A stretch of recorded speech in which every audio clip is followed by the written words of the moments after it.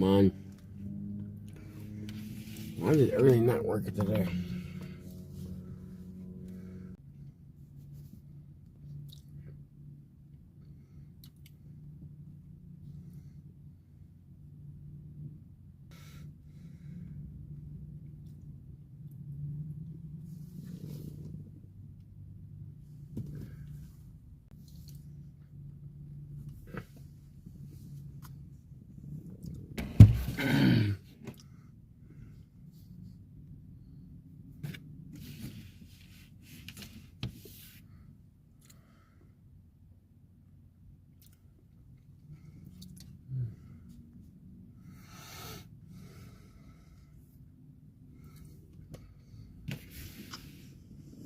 Voting stuff, they need a simple majority, 51 votes instead of 60 votes, and that would be fair. He's got 3 years. He's the last Trump that we'll have in office. He's hard-nosed. He believes in this country. Let's give him some support. If he wants to blow up the filibuster, I'm all for it.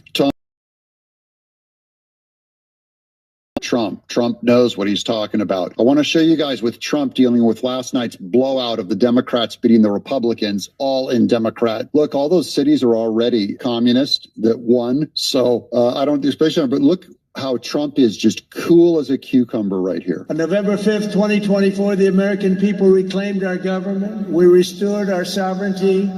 We lost a little bit of sovereignty last night in New York, but we'll take care of it. Don't worry about it. Take care of it. Does that sound like he's panicked to you? I think he's in control. He's projecting his confidence. Here's another one. I got another Trump quote here. It's legislation at levels you've never seen before, and it'll be impossible to beat us. By the way, if they do, they're going to do it anyway, and they are going to immediately do that.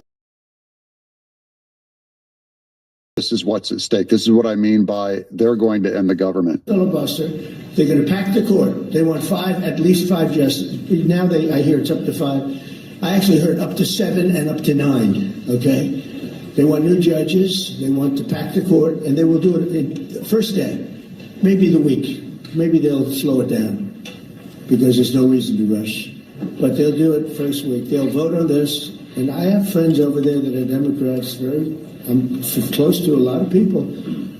And I asked them about that because some people say, well, maybe they won't do that. I mean, they destroyed the career of Manchin and Sinema, and they got them out. They were the only objectors. Nobody else is going to object. They're going to do it the first day. They're going to do it. James Carville even suggested it. A Democrat strategist, James Carville, goes, look, we have to do this. Okay, now I save for the very end here. This is John Sauer, the guy that we heard earlier that sounds like RFK Jr. He absolutely corrects and destroys Ketanji Brown Jackson. Did any president under TWIA use that language to impose tariffs? Well, yes, President Nixon's 1971 tariff. Not a tariff. That wasn't a tariff. It was a licensing agreement during wartime. It was a specific thing.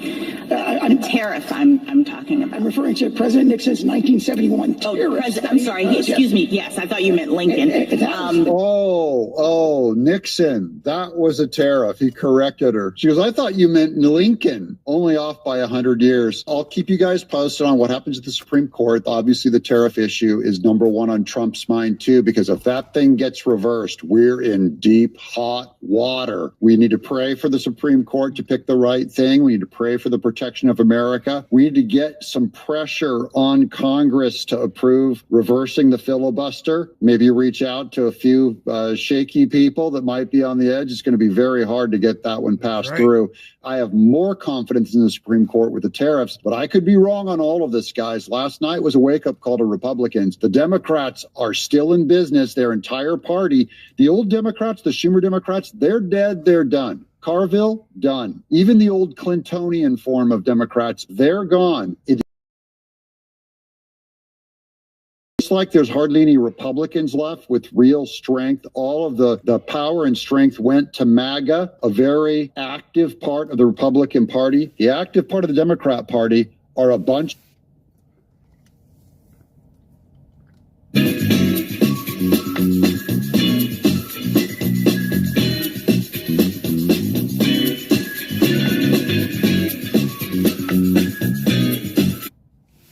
Welcome back to Explain America. This is your host, Kyle Becker. Well, former special counsel Jack Smith, he has been exposed, and he seized Trump's government-issued cell phone, and he was gobsmacked by what he found on it. And we're going to break this down, but before we do, please like, share, and comment at Explain America. Join us. We appreciate your support for common sense journalism. Now, it has been revealed by Attorney General Pam Bondi that during the Arctic frost investigation, we found that the special counsel, a.k.a. Jack Smith, seized President Trump's government-issued phone. Now, she adds, this means the Biden administration turned over President Trump's phone to special counsel, an unprecedented action. Now, in addition, special counsel subpoenaed all of President Trump's personal phone records. We can never again allow this kind of government weaponization in America. I submitted these new documents to our partners on Capitol Hill. I commend the FBI. And we do as well. Now, Jack Smith, as you know, he was prosecuting Donald Trump for alleged retention of classified documents when he was president of the United States at his second office in Mar-a-Lago. And it's very ironic because Jack Smith was actually illegally obtaining these documents because they belong to the President of the United States. There is separation of powers, and there is a process for obtaining executive information. And these documents, they belong to President Donald Trump. And so they did not go through the proper process.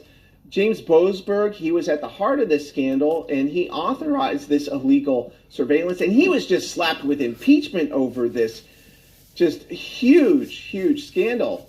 And so President Trump, he was clearly operating in a legal fashion because, well, Jack Smith did not find anything on this phone to prosecute him for.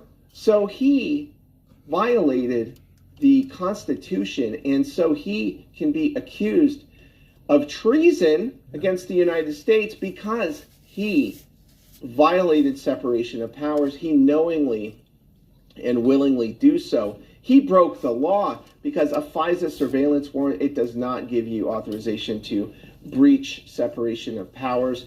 This is totally beyond the pale. This is unconstitutional.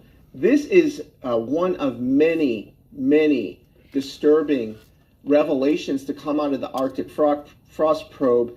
And that includes spying on senators and dozens of Trump allies. They weren't even looking for crimes. They were just targeting these people and trying to prosecute them based on constitutional behavior. For example, alternate slates of electors. Well, they are authorized under the Constitution. The Democrats even challenged slates of electors under JFK. And they also challenged slates of electors in further elections. If you look at 2000 with Al Gore, and you look at the Bush elections and the first Trump election, there were Democrats who objected to the slates of electors and wanted them to be reviewed. So obviously none of this was illegal. Objecting to elections is not illegal. It is also authorized under the U.S. Constitution, and you can challenge elections in a court of law. You can accuse states of fraud, and that is perfectly legal. 2 likes, only 4 here. Come on, 2 more likes. This is all a charade. It is all a ruse. Trump did nothing wrong. And weigh in with your own thoughts. We appreciate hearing from you at Explain America.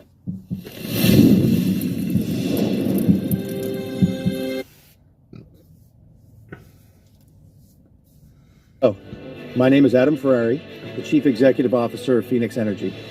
I look forward to you joining us at our next investor. Oh boy, let's see what this is about. Nearly 1 million New Yorkers have said they're leaving now that Mamdani is mayor. If anyone can to him. What? So Donald Trump, since I know you're watching, I have 4 words for you. Turn the volume up. He just declared war on the entire country. Makes sense. Here in New York, 1% of the population pays 48% of the income tax. Capital those are goes the where people it's who are treated leaving. best. If he is going to pay for all these handouts by taxing the wealthy, people are going to leave. Yeah. And it wouldn't take They a have lot to completely upset the balance of payments here in New York City because, again, 1%. They've You already said they're antagonize leaving. a quarter. And this is serious. Around 765,000 people who call New York City home are preparing to leave. But nobody's talking about the real reasons he won. First Muslim mayor of New York, first Democratic Socialist, first mayor to win more than 1 million votes in, 3 decades, youngest mayor in more than a century. So what is the message and the mandate behind that? The message is about transforming the most expensive city in the United States of America into one that's affordable. Well, let's dig into that, because you're talking about a rent freeze, you're talking about... Oh, no, don't gloss over that. The rent freeze. This is big news. There are approximately 1 million rent-stabilized apartments in New York City. And did you hear how many votes he got? He got over 1 million votes. And there's over 1 million rent-stabilized apartments. And he just told all of those people that if you vote for me, your rent will never go up again. And that is a very smart way in a city like this to run an affordability campaign. Convince people that you're going to save them thousands of dollars. Doesn't matter if that comes at the expense of the rest of the city and all the people that own stuff here. You guarantee yourself those votes. And you do that without raising taxes. I think you can do that, and I think you have to raise taxes on the top 1% of New Yorkers who make more than $1 million a year, and you do that by raising taxes by them 2%. And then you also increase the corporate tax of New York State to match that of New Jersey. So that takes us from about 7.25 to about 11.5%, which is what we see in New Jersey. These things together raise about $9 billion, which if more those than people pays for our stay. economic agenda and also starts to Trump-proof our city. But are you worried that could drive a lot of job creators out of New York? So what I've heard from a number of business leaders is that the affordability crisis is also affecting their ability to attract and retain talent. That's what we always hear. Whenever we've got some sort of punishment solution that's coming down the pipe that we know is going to drive away the people who make the money, we always hear, well, actually, they think it's a good thing. Like, you've heard it. We've all heard it. You said that President Trump was watching you last night. It appears that he was watching you. And it also appears that he and other Republicans are trying to make you the poster boy of the Democratic Party. Mike Johnson, the Speaker of the House, calls... He's done that for himself, and I don't mean that as an insult. But here's the implication of all of this. If we've got a Democratic socialist at charge New York as a sanctuary city. So now that Mamdani won New York City mayoral race, here's a question I got for you. Who do you think's moving to New York City? Who's actually moving? Good question. That are moving out. 756,000 families are definitely thinking about moving out of New York City. No. Who's moving to New York City? You may say nobody. You're wrong. A lot of people will. But you know what type of people? Let's go through it together. You think job creators are moving to New York City? Nope. Probably not. You think investors are moving to New York City? Probably not. Leave it. You think families who want safety for their kids and the criminals to be kept into prison are going to be going to New York City? No. You think people that are pro Second Amendment, safety, low taxes are going to be moving to New York City? No. But who will be moving to New York City? If you're a criminal, it's a great time to move to New York City. Oh. Think about it. He wants to let people out of prison. Guess what? I'm not telling you to move there, but it's a great policy. If you're somebody that doesn't want to work at all, this is bad, and you just want entitlement programs, this is a massive opportunity to move to New York City. Massive opportunity to move to New York City. Great. If you're an illegal immigrant, are you kidding me? Like, this is heaven for you. This almost means that people who do not align with the direction of the city and who will be punished for sticking around have to go and will be traded for folks who do agree with what's going to happen here, which two-term mayor. This is heaven for you. He will protect you. Move to New York City. He will protect you. He's for you. That's crazy. So I think New York City is about to have a net migration increase, not decrease. But how are those people going to afford it? They're not going to lose people. It's about to increase. Let me tell you what type of people are going to move there. All of those people we just talked about. FYI, I'm Armenian and a Syrian. You know when Armenians left Iran or Lebanon or Armenia, where they moved to? Glendale. And we all moved because we felt safer there. You know what type of people are going to move to New York City? People who are democratic socialists, people who are Muslims. I would feel safe there if he's the mayor. And people who are wanting entitlement programs. But how are those people going to afford it here? There's only 1 million rent-stabilized apartments. You see, that's the problem. There's 1 million of those apartments, and they're already occupied. They're not just sitting out there for somebody who can't afford market rent to show up and rent for themselves and move into. I guess you could have people living maybe in shelters. New York City has a habit of building shelters when large numbers of people show up, seemingly out of nowhere. This could be bad. I mean, this is a guy who does embrace Marxist economics. He claims he's grocery stores, and the only people that would think that would work are people who have never studied a lick of history. He's also somebody that was on a subway and got dirty looks. He never expressed the sympathy in that regard that for all the people that got murdered. He's also embraced George Soros style soft on crime policies. He hates the NYPD. If you look at his history, he is not going to stand up for law enforcement. And that's something that a lot of people are worried about, because not only have we had our share of progressive policies here in New York, those policies have all pushed for less resources for police, for lower rates of incarceration, for more criminals to get released and set free. And what do we think the socialist is going to do when he gets in and has already said that he's not a big fan of having too many police? What you're seeing in New York City with Mamdani, that is the future. A party that believes in no bail, a party that believes in no jail, a party that believes in no borders. That's bad news. But here's one group they do want to put in jail. They're political enemies. Like good commies, they will not arrest the criminals, they won't arrest the gang members, but they will arrest their political opposition. That's how society dies, Sean. That's what we're up against now. And that's a fascinating statement to look at in light of all the political violence that has happened recently in America and that has come from the left side of American politics, isn't it? Could we see some very odd changes? Could we see political state-sponsored persecutions of the mayor's enemies? Stan, the police commissioner? You know, I've made my decision to retain Commissioner Tisch, and I've done so because Eric Adams had stacked the upper echelons of the NYPD with incompetence and corruption. She came in, started to tackle that, deliver accountability, and reduce crime across the 5 boroughs.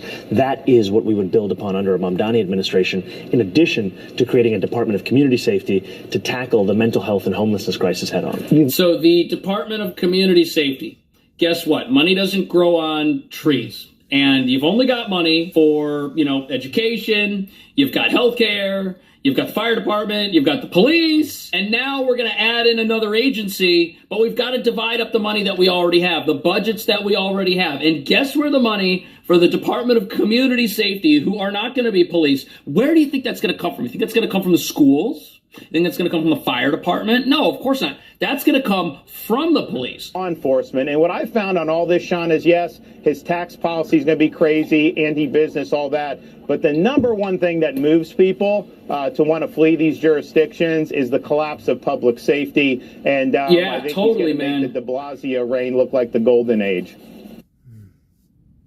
Acne is caused by too much... Okay, Dr. Pimple Popper. Oh, come on. It's sebum, an oily wax in the skin, and... I'm talking about a massive if it's unsafe, you're going to have to leave. New York City, New York State. If my wife gets robbed when she's at the supermarket in front of the kids, that's going to be devastating. That's going to be a major wake-up call. If there's crime happening near the school that my kids go to, and that crime affects parents that are dropping off their kids or picking their kids up, I mean, these are some real things that people are going to have to take into account. And if they start seeing them, families are going to be the first ones out. And the people that it tends to drive off are the center-right voters. There you go. And so when they leave, the resulting electorate is actually more liberal. Right. That's how you go from Lori Lightfoot to Brandon Johnson in Chicago, which is digging the hole deeper. That's why you've gone from 8 years at de Blasio, now leapfrogging here 4, to have Mamdani, who's even going to be worse. And what we found in Florida is, first of all, we're not asking for anyone to move. I mean, people have talked about putting a tariff on people moving in at this point. The Texas governor said that. have done so, and I know a lot of people. But that's a great point. As you force out people who have a problem with crime, the only folks left are the criminals. And who are they going to vote for? Of course they're going to vote for more of what's bringing about the destruction of their society because they think it's a good thing. The red states are anticipating an influx of New Yorkers coming to their states, and the Texas governor, Greg Abbott, has threatened to slap a 100% tariff on any Mamdani refugees. He tweeted, "After the polls close tomorrow night, I will impose a 100% tariff on anyone moving to Texas from New York City." New York Post took this seriously. I'm sure he's joking. But states like Texas and Florida are going to be the beneficiaries of this exodus out of New York. Well, only if the people who leave don't vote the same way as these sanctuary mayors. That's what gets us all of these problems, is people voting for it thinking that it's a good idea. Well, a little bit of socialism, no big deal. City-run grocery store over here, a few less police over here. What's the big deal? And before you know it, the streets are so unsafe, people can't live here. Look, I hope the mayor of this city doesn't do what he said he's going to do, because he's essentially declared war on prosperity. It's kind of sad. I don't think he's an idiot. He's very smart. He's articulate. He ran a fantastic campaign. He actually absolutely blew everybody else out of the water. I guess the only hope that comes from that is you see somebody like that and you say, man, I hope that perhaps the way that they go about doing things changes from the way that those things have been sold, right? I mean, these are politicians. I guess the only thing we can hope here is that the way that a lot of this was billed and sold to the people who were going to go vote is going to be different than how it works out in practice. That's what I happen to hope anyways. What do you think about all of this? Do you think we're going to have more sanctuary mayors like this in other cities and states across the country? Is this going to affect the president in the midterms? Was Donald Trump even on the ballot? These are blue states where all of this electoral carnage took place. Let me know. Thanks for watching. See you in the next video. Yeah, New York is done. Anytime and anywhere with the Credit Union One free checking account. Manage your money easily with our checking account that offers no monthly fees, convenient digital.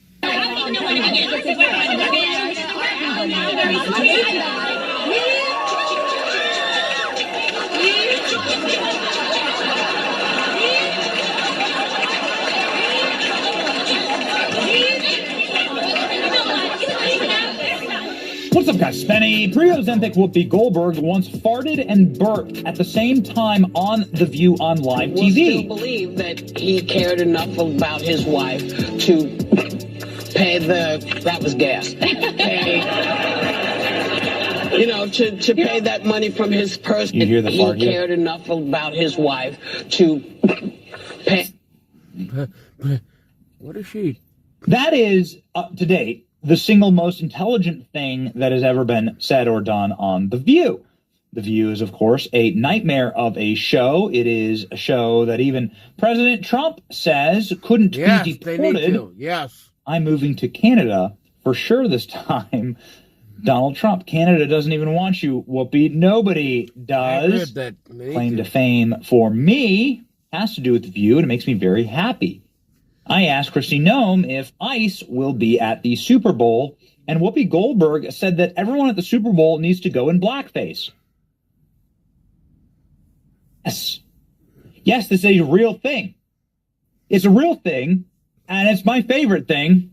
Ladies and gentlemen, here we go. She's threatening to go to the Super Bowl when Bad Bunny is there and round up all these people that are illegal immigrants. Do you think that she would go if it was Garth Brooks or Eminem or Taylor Swift or any other white person? Let me understand what you're saying, because she's going to go to the Super Bowl and round up. How's she going to know who's who? Because the Supreme Court has given permission to question anyone who has a Spanish accent or has a dark skin. Yeah. So here's the thing. Here's the thing. Everybody get a little cocoa butter, sit in the sun. That's the first thing. and this is the only time you can probably ever do this. Give yourself a Latin accent. You know, Whoopi, that is such a good idea. And see if she can tell who's who. Who do you think are buying Super Bowl tickets? I can't afford a Super Bowl ticket. During the Nazi occupation, there was one country, I believe it was Denmark or Norway, one of those, where everybody put the Jewish star on. Yes. And they didn't know who was Jewish and who was not. So what you're saying is very smart. Well, I love how the comedy was what started President Trump's run. If you guys remember at the White House Correspondents' Dinner, it was a joke that he couldn't quite take, and tripping down the stairs. No, not that one. But and here we are. But when we talk about how much comedy gets under the president's skin, it just makes me laugh a little bit because sometimes you read the paper these days and it's like they're writing The Onion, you know, like how it's and then the headlines. No, it's like really real. It's like you laugh and then you realize it's not funny and all of the things. But it's because like Trump wants to host a UFC fight for his 80th birthday. That literally sounds like he's writing an SNL sketch. Like that's actually true, you guys. It is true? Yes. At the White House. He wants. I don't know, but like who for your 80th How birthday? many more years is that? 2 more? He'll be gone. No, I think it's like next year. He'll be impeached. Yes, everybody get a little cocoa butter, set in the sun, the first thing, and get a Latin accent. And we'll see if she can tell who's who. So intelligent. They're so smart. They're so smart. So smart.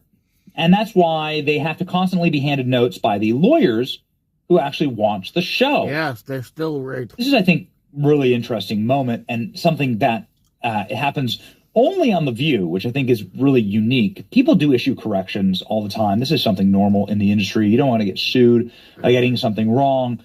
But since President Trump is suing ABC News, for instance, having to settle with Donald Trump for tens of millions of dollars, CBS having to settle with Donald Trump for tens of millions of dollars, New York Times, CNN soon having to settle with Donald Trump for tens of millions of dollars, probably best to not get those lawsuits. Now, Charlemagne, who is this popular left-wing commentator, says that the media lies about Donald Trump.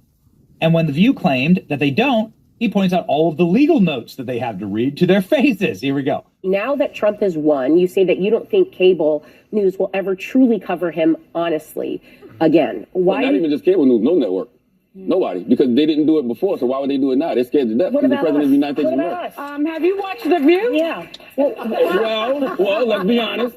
Sonny, I saw you have to apologize a couple times last week, so somebody's coming with some notes from downstairs. Not apologizing. Okay. I'm making a legal note as an attorney of law. Because you know we have a petty president, our incoming, Yes. that is going to be very litigious. Who is litigious, but that doesn't mean that's not a we mistake. check ourselves if we're not normalizing. This is, of course, when the lawyers send out a note to say, you done effed up. You need to retract that.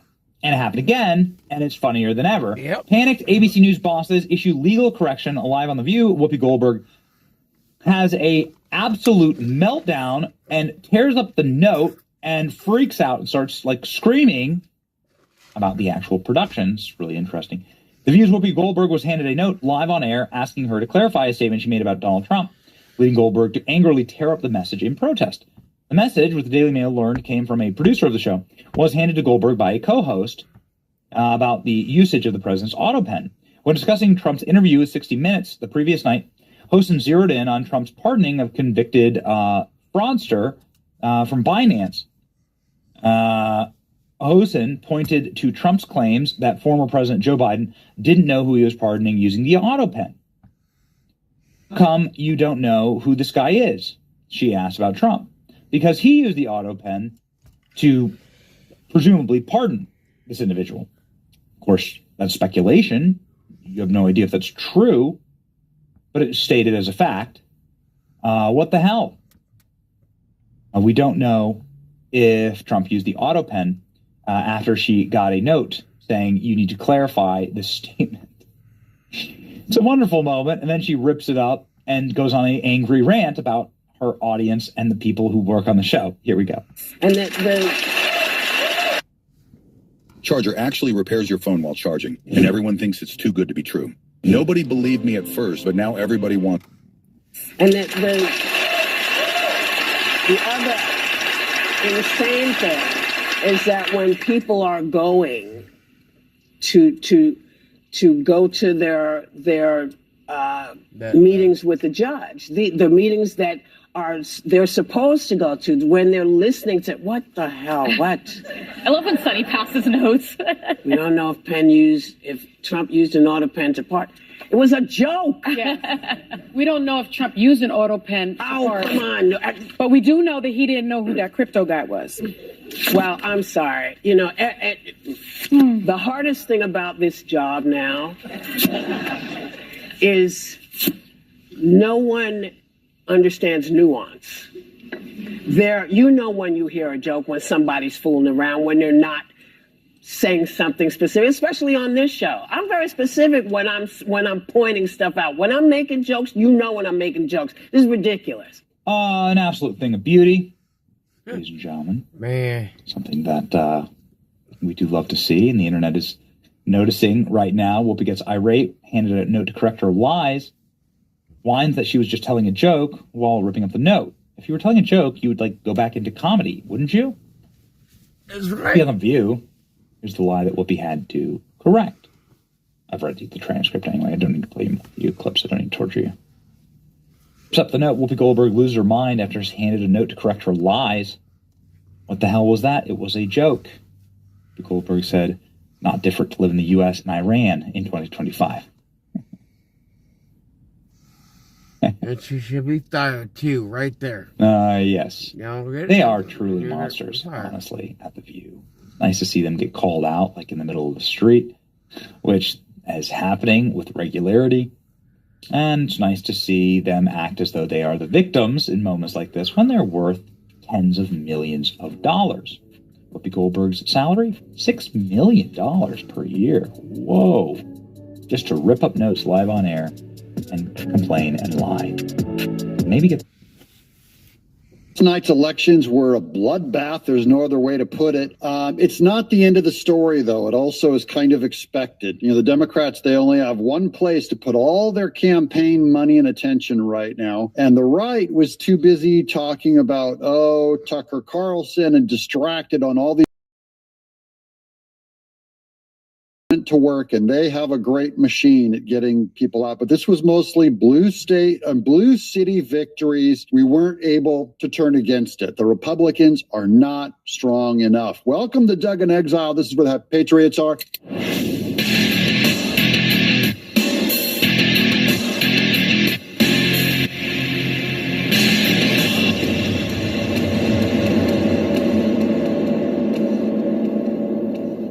I'm going to show you why it's not the end of the world, but it is the end of the Democrat Party, and that is part of my agenda, so it makes me happy. Welcome. Let's watch. Here's Zoran Mamdani's victory, Nazi-like victory speech from last night. If anyone can show a nation betrayed by Donald Trump how to defeat him, it is the city that gave rise to him.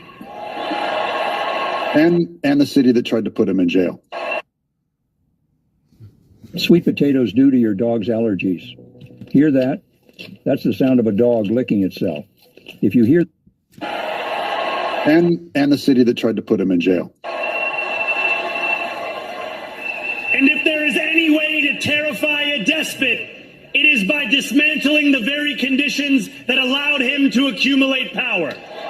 What allowed Zoran Mamdani to accumulate power? Because he's the new despot. It's being a trust fund kid, being a rich kid. Never have.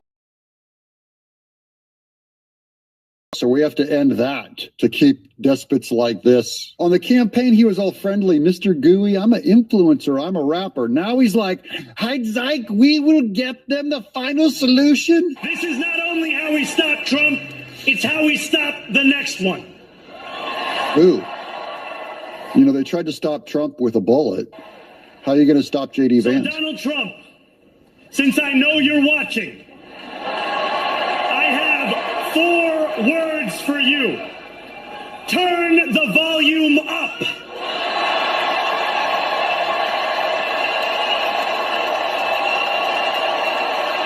Oh, New York, hi.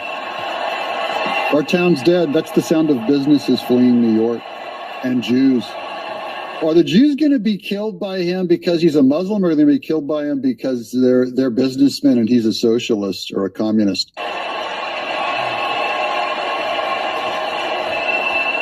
We will hold bad landlords to account because the Donald Trumps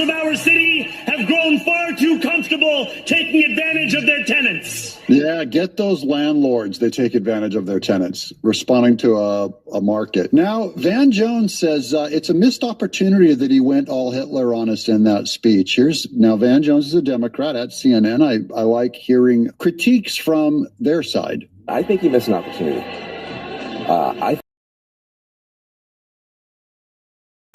Who was a lot more calm, who was a lot warmer, who was a lot more embracing, was not present in that speech. Yeah, I wasn't present in that speech because this is what Democrats do. They're all your neighbor and lovey-dovey and peace, no war, until they get into power. Then it's throw you in prison, end free speech, let in the illegals. That's right. You know, tax, not just tax the rich, it's tax the everyone, high inflation. Then they go full Hitler. You're a homophobe, you're a transphobe, you're Islamophobe. That's what happens when they get into power. When they're not in power, everyone's fine. When they're in power, there isn't even a democracy anymore. Certainly not a republic. And I think that Mamdani is the one you need to hear from tonight.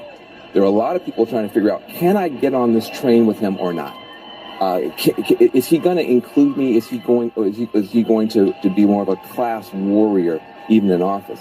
I think he missed a chance tonight to open up and bring more people into the tent. I think his tone was sharp. That's his tone is class warfare. He's a communist. Communists don't go, let's work with the other side. When they get in power, it is time to get out the hammer. Mamdani is set on fire. I don't know what he's going to do. He's going to try to do something radical. I don't know if he'll get away with it or not. But, you know, if you're in New York, that's a scary guy. Here's Trump. We need to end the filibuster. And last night, it was, not expected. It was good for Republicans. I don't think it was good. I'm not sure it was good for anybody. But we had an interesting evening, and we learned a lot. And we're going to talk about that, and I'll say a few remarks, and then after that I'll ask the press to leave. The press has been very, very nice to us the last couple of months. They were great to us in terms of the foreign visits with China, Japan, South Korea. This all has to do with the filibuster. This is all tied together. This is also about kind of how we're going to vote. Here's Ron DeSantis on last night. Well, first of all, Jack would have won 4 years ago, and he would have won tonight. This is that Chittarelli guy who lost. You just take every Republican lost. Take all the Republicans who've left New Jersey since I've been governor and moved to Florida. If they could have still voted in New Jersey, he would have won both of those races. Same thing with New York City. Maybe not a Republican, but, Giuliani would not be able to win with this electorate the way it is now. Because what happens, Sean, is a leftist politician gets in, whether it's destroying a state like California, Illinois, New York, whether it's a city like New York City or Chicago. And the people that it tends to drive off are the center-right voters. And so when they leave, the resulting electorate is actually more liberal. That's how you go from Lori Lightfoot to Brandon Johnson in Chicago. Which I just noticed on these numbers, if you look at these numbers, I've given Sleestack, who I love, a lot of heat for not dropping out. If you combine his total with Cuomo's total, 41 and 7%, you only get to 48%, maybe 49%. It wouldn't have been enough to take out. Wouldn't have been enough. Cuomo was the wrong guy to go against Mamdani. Is digging the hole deeper. That's why you've gone from 8 years at de Blasio, now leapfrogging here 4, to have Mamdani, who's even going to be worse. And what we found in Florida is, first of all, we're not asking for anyone to move. I mean, people have talked about putting a tariff on people moving in at this point because so many have done so. And I know a lot of people in Florida would think that would be necessary. But here's just the truth. You look at all 49 other states since I've been governor, look at who's migrated to Florida. All 49, more Republicans have moved to Florida than Democrats. Vermont. That's why DeSantis is in a very good position politically. Here's Mila Joy. Everything Trump has done was done through executive orders. Everything will revert back when a Democrat gets into office. For permanent change, everything must be made a law through Congress. Terminate the filibuster. There's Trump with his terminate the filibuster is his new command. Now, who's giving him flack? Everyone's going to give Mike Johnson and Thune a flack. But I'm going to give every Republican flack, including my buddy over here, who I love, John Kennedy. May I explain to him? I said, Mr. President, The job of a senator is not just to advance good ideas. The job of a senator is also to kill bad ideas. And how did he take your response? Well, like you would expect. Not happy? He didn't. The president didn't yell or anything. Of course, he's never yelled at me. There's always a first time, you know. Normal Republicans, normal politics as usual, they use the filibuster. It's a gentleman's weapon, and we're beyond gentleman politics now. The Democrats are going to end the filibuster as soon as they have the votes. I don't think Republicans will ever get the votes to overturn the filibuster within our own party, and that's a problem for Trump. He really needs, it's good tactic to end the filibuster. I'm sorry, filibuster's done. It's going away next time Democrats are in power, and Trump knows it, and he's wise to say it. That doesn't make him radical. It means the people that are still trying to hold on to the filibuster, believing it's a thing that's going to go forward in the future beyond any Democrat win, they're naive and they're practicing bad tactics. Trump has very good gut instincts and very good tactics. I think it's very important. We have to get the country open, and the way we're going to do it this afternoon is to terminate the filibuster. And it's possible you're not going to do that. And I'm going to go by your wishes. You're very smart people. We're good friends.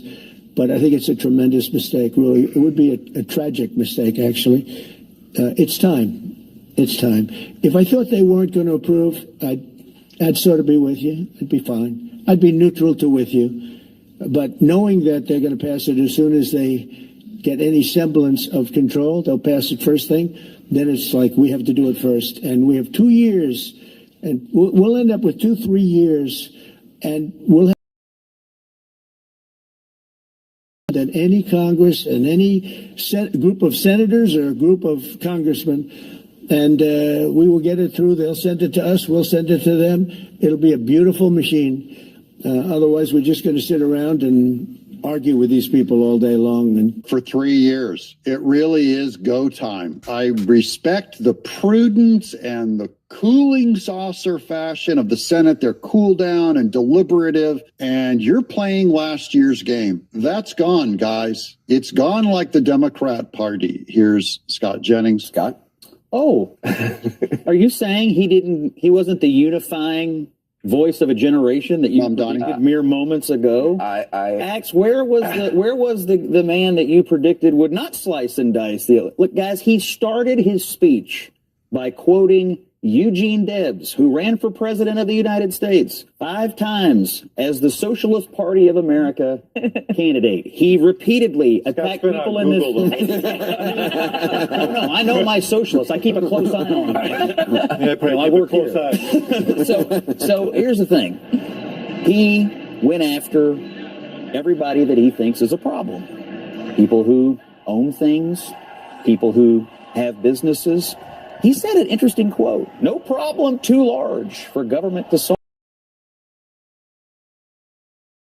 Why is too small important? No one has a problem with no problem too small. No problem too large is the problem. He's going to expand government to do it. He's not there to solve small problems. We'll get to more of the last night's bloodbath and the fallout from it. But first, I thought I'd just take a little break. Let's take a little break with Michelle Obama. So I wanted to take advantage of the fact that as the First Lady, yes, you can be smart and educated and beautiful. I didn't realize that was the debate, that First Ladies can never be smart, educated, and beautiful. This is a straw man. That's when you make up something to knock down that isn't true. No one ever thought that of the First Ladies, that you can't be smart, beautiful, intelligent, and sexy and interesting. Is Melania Trump sexy? The jury's still out. I didn't know the First Ladies couldn't be sexy. Interesting and all those things. And yes, you can be a black woman, a tall 5'11" black woman.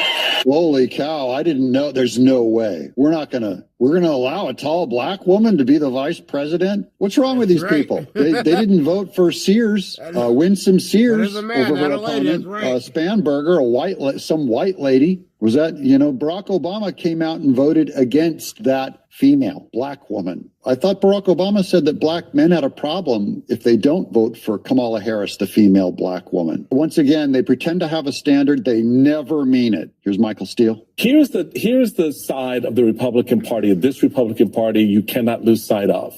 The reason they don't care, it seems like they don't care, is the state election offices that they now control. Our plan B is the state election office. The Democrats' plan B is an abortion pill.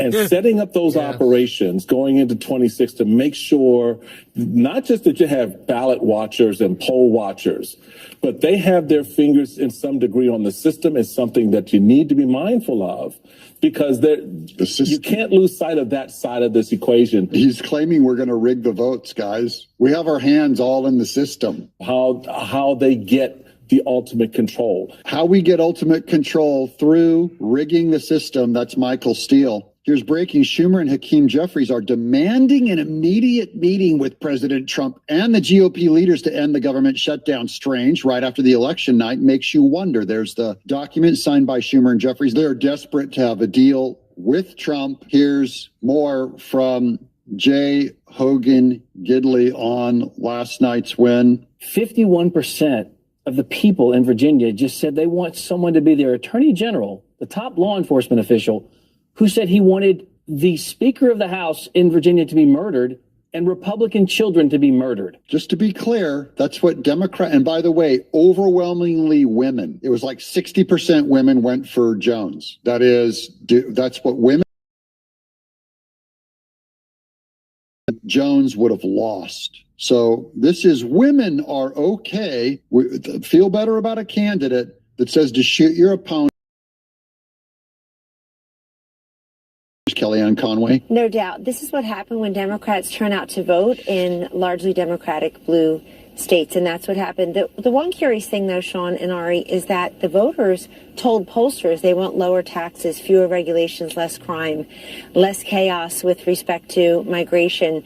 They want to make sure that the police are respected and that their values are reflected. And then they went and voted against all of that today in the form of these governors. Look, the voters are so dumb. They all polled one way and then they voted another. They said they had a certain number of values. This goes into the polling, doesn't always get it. Those numbers right there is Cheryl, who's just a mediocre candidate, completely smoked Chit-chat. And Chit-chat was the great hope in New Jersey. And that's about as good as he could get. Too many Republicans left, not enough MAGA on there. He wasn't strong enough in support of Trump, perhaps. Here's more on passing Prop 20 from California. No one understands this either, because the California people said they wanted the redistricting to be neutral. That overwhelmingly polls high. So why did they vote for a radical Prop 50 redistricting with Gavin Newsom? This is going to affect the filibuster, 2026, 2028, basically the fate of the country.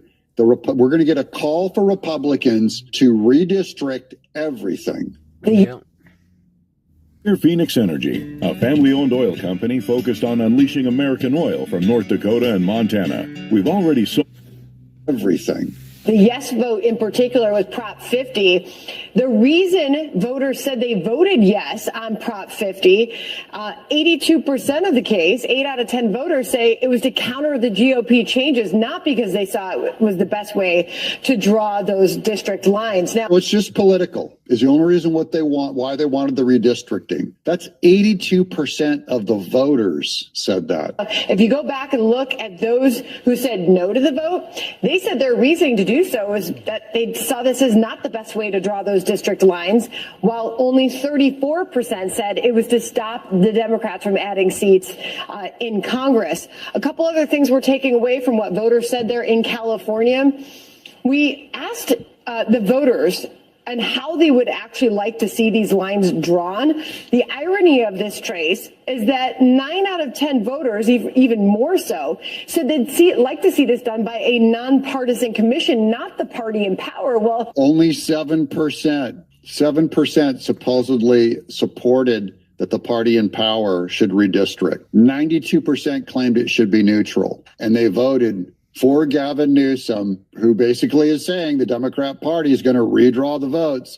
Californians, I'm sorry, 90% of the voters believed one way, so at least half of California voters really are idiots. And here's Gavin Newsom. We need the state of Virginia. With his wife, who he cheated on with his campaign manager. We need the state of Maryland. We need our friends in New York. And all to action, everyone in a Democrat state redistrict to put Trump out. In Colorado, we need to see other states with the remarkable leaders that have been doing remarkable things meet this moment head on as well, to recognize what we're up against in 2026. And let me make this crystal clear. Anytime they say make it clear, remember Obama? Let me make myself completely clear. This is opacity. We can de facto end Donald Trump's presidency as we know it. The minute Speaker Jeffries gets sworn in as Speaker of the House of Representatives, it is all on the line, a bright line in 2026. Okay, they want Speaker Jeffries put in and then end Trump's presidency. That's red meat to California. Is democracy on the ballot still? Gavin Newsom? I thought this was the end of democracy and democracy dies. Why do you want to overturn the will of the people by having Hakeem Jeffries take out Trump? Here's Hugh Hewitt. GOP legislators have got to see the flare going up. Redistricting isn't a choice to be debated, but a necessary duty to be done. So Hugh Hewitt, who's a little more of a rhino, is coming out with something a little more radical. Let's get to the redistricting. It's now a duty. If they believe in center-right to conservative policy, Texas, where red states can help the GOP majority, they have to act. Gerrymandering is in the Democrat genes. Look at Maine and Illinois. There is zero upside to losing for fear of offending coastal elites. That's in our party, the coastal elites. Draw districts to win seats or prepare for Mamdani madness to take control of the House in January of 2027. Very wise. I love Hugh Hewitt for his political commentary. Here's more on last night's bloodbath. Again, on Queens, I think Queens is so interesting, Sean. You look at this, just for our viewers at home. Like, no matter where you're watching in America tonight, just stop and think about this for a moment. This is one of 5 boroughs, okay, in Queens. It's not even the most populated. In this particular borough, maybe you fly in the JFK, maybe you fly in LaGuardia, population 2.4 million. Foreign born, 48%. Languages spoken, and Queens alone. 48% foreign born. That's other cultures. I'm not going to blame skin color ever. I see a lot of people going, too many brown people, too many, and they're racist, okay? Now, they may also happen to have brown skin, but it's their culture, it's their values that have nothing to do with their DNA that I utterly condemn. I don't want other countries' values coming into America. And if you have 48% foreign born, that is a shorthand for bringing are now a huge, one of the largest voting blocks in Queens. We lose New York. This is going to be the rollout plan for every blue city in America to put a Mamdani, radical, Muslim, communist in Dallas, in Austin, in San Francisco, name it. Portland, especially in blue states, it'll be easy. But it could happen to me right here in Tennessee, in Nashville, in Memphis, and all they have to do is take the cities, take them over with Muslims. Watch Britain right now, getting completely taken over by Muslim foreign-born people. That's your legacy of the future of the country, to hand power centers over to other, not in ethnicities, but other ethics, values, and political theories, primarily communist and anti-Semitic, anti-woman, anti-freedom of speech, and especially anti-Christian. Speaking of, here's AO. Oh, commercial. This thing, it looks like an ordinary hiking stick. This is from Rhino, USA, and it's built for way more than walking. You'll carry this once, Actually anti-Christian. Speaking of, here's AOC.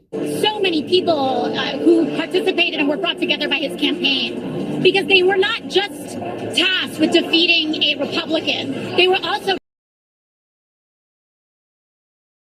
that essentially led us to many of the perils of this moment. Okay, this is AOC claiming victory over the old guard of the Democrat Party. I just want to bring you guys some comfort that I know that this is a bloodbath for the Republican Party, but this is the end of the old guard Chuck Schumer Democrat Party. Now, here's a prediction to give you. It's not all bad news. Here's a little prediction. If Mom Donnie wins in New York City tonight, and he did, the odds of Republican Elise Stefanik being elected governor of New York next year increases dramatically. So we're going to run against Mom Donnie and Mom Donnie-ism. Here's where it affects the odds. Democrats win the House of Representatives in 2026 jumps to 70% on Polymarket following last night's elections. I just want to show you this animation graphic. This is the Democrat Party up top here with what chance are the betting markets saying that the Democrat Party wins 2026. It went from 70%, it was down to 63. There's 59% at a low in October 20th.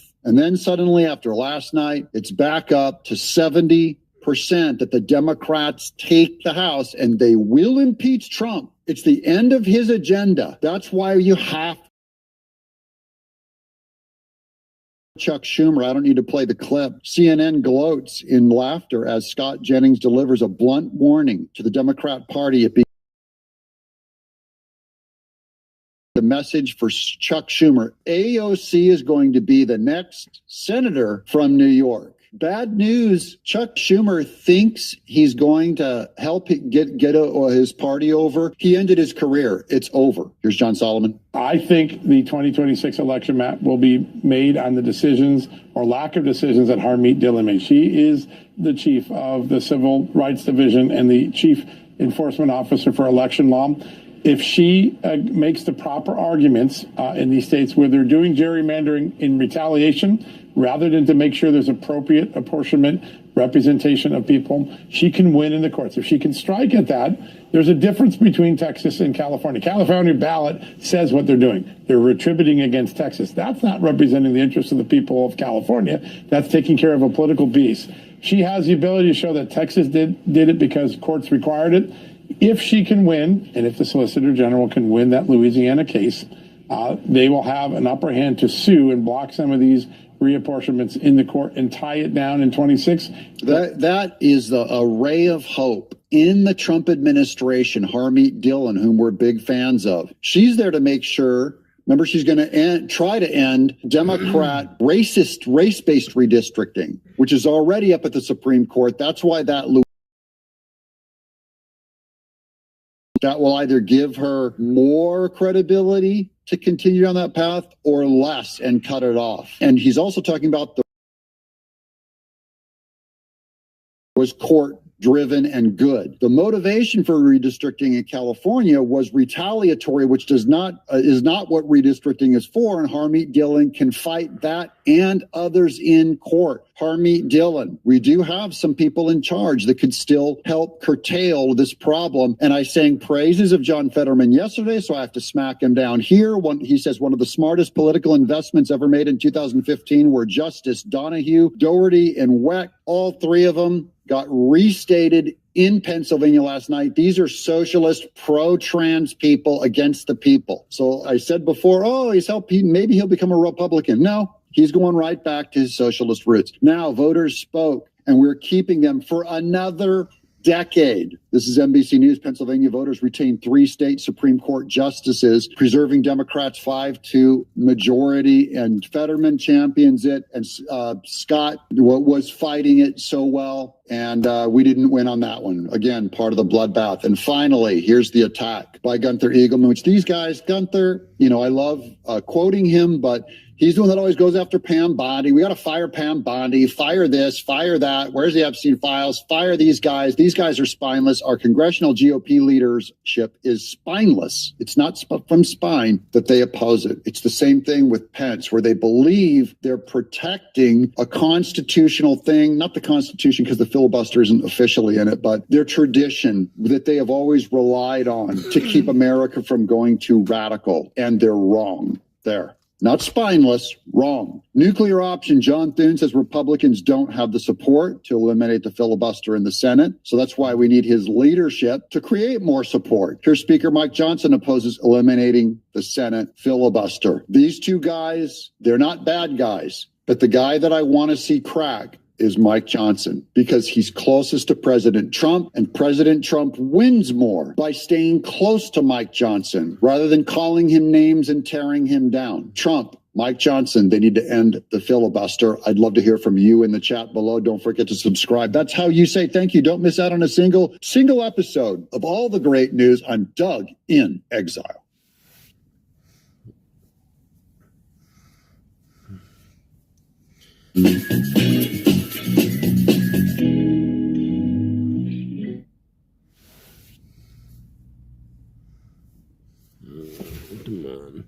Wanna be slim? See this. This is me when my friends called me stupid for saying I was going to try the gelatin trick that mimics Ozempic for weight loss. Several big stories coming out of Washington, D.C., including some breaking news from the FBI about former FBI Director James Comey and some evidence they found in the Hoover building inside of burn bags that the American... Let's jump right into the news. DHS Secretary Kristi Noem says they have tracked millions of people, illegals, given Social Security numbers under President Biden, and thousands of them are on the terrorist watch list. How can thousands of terrorists get Social Security cards and be allowed to live here in America? This would only be allowed to happen under Joe Biden. Listen to what she had to say. He's brilliant. He's going to be working to make sure that individuals who got Social Security numbers in this country should be using them for the right things, and they shouldn't be on our benefit programs. You know, we have over 6,000 individuals that have been identified through their work already that have been on the terrorist watch list, that they are known criminals. How does that happen, Madam Secretary? How does that happen? It happens when you put a train wreck like Joe Biden in the White House, and it's going to be a lot of work to clean it up. But just in the last 4.5 years, we've had over 9 million people get Social Security numbers that are not U.S. citizens. So they may be people who have some sort of legal status, but a lot of them are illegals that were given a Social Security number in just the last 4.5 years that we're going to have to figure out if they should be here, if they are here legally under a program, and if they are here illegally, then they certainly shouldn't be. And they should be removed or given the opportunity to go home on their own. That's the one thing President Trump would like, is everybody to be given the opportunity to go home if they would wish. All right. Now, Elon Musk revealed that the reason that Democrats are putting illegals on Social Security as quickly as they can is because all other government programs verify somebody's identity based on Social Security. So they have to get a Social Security number, then they can be given free health care. They can be given a driver's license. They can be given food stamps. They can even collect Social Security checks, free rent, all kinds of programs that are verified by the Social Security program. But 6,000 terrorists were given Social Security numbers? This is unbelievable. I'm so grateful that Kamala Harris didn't get in, or else we'd have 40 million illegals in here. That's right. Now, you guys are going to want to hear this. Representative Brandon Gill of Texas has officially filed impeachment articles against D.C. Chief Judge James Boasberg. That's right. This is the guy that was trying to make Trump's life a living hell. This is the guy that said, hey, I want that plane full of illegals going to El Salvador turned around and brought back immediately. This is the guy that approved Arctic frost and the ability to spy on sitting members of Congress, all of them Republicans, through AT&T. Judge Boasberg allegedly approved secret subpoenas and gag orders enabling Biden's DOJ to spy on sitting senators, breach impartiality, and separation of power. Now, this is just crazy. So he is on his way to being impeached. He is shamelessly weaponizing his power against his political opponents, including Republican members of Congress who are faithfully serving the American people within their jurisdiction. Hey, let me know in the comments, isn't this incredible news? Judges are supposed to keep the law and keep order in the country. They're not supposed to be a part of going after political enemies just because you choose to donate to the Democrat Party or you have Democratic belief sets. You should not be allowed to do that. So that is huge news. I'll continue to keep you updated on that, but very big news. All right, here's the breaking news. In a stunning revelation from FBI Director Kash Patel and Deputy FBI Director Dan Bongino, a hidden room at the J. Edgar Hoover building that was sealed had 7 burn bags. From these burn bags, we learned that Obama was directly in charge of the Russia hoax, using the FBI and the CIA to go after his political enemy, Donald J. Trump. We also learned from these burn bags that Hillary Clinton was directly involved in working under Obama as his puppet to prop up the Russia collusion story, the Steele dossier, all of that. Now, among those were Comey's handwritten notes. The American public was never meant to see this, but they knew, he absolutely knew that Obama, Brennan, and Hillary Clinton were going to try to subvert the will of the American people and to basically try to undermine an election. Now, this is from Trump's lawyer, Mike Davis. Cheers to FBI Director Patel and Bongino. They found Comey's handwritten notes in the burn bag. So here it is. It's really hard to read, but it talks about who was in the room, what the plans are with RHC, her health being an issue. Because remember, Russia knew that she was in poor health, that she was literally having debilitating panic attacks, and they were hiding that from the American people. John Kerry, all of this is involved, and they were able to find that. I believe that James Comey, this guy's going down. Like you think that this was just about him lying to Congress under oath? No, this is so much more. This is just the beginning. Now, Trump's lawyer went on to say, "Dear Comey, lawyer up, mother trucker. Justice is definitely coming. Nobody is above the law." So this thing is just getting started. It's about to kick into high gear. And I personally think that this is amazing. I'm all for this and cannot wait to see what more comes of it. I'll continue to keep you updated on that.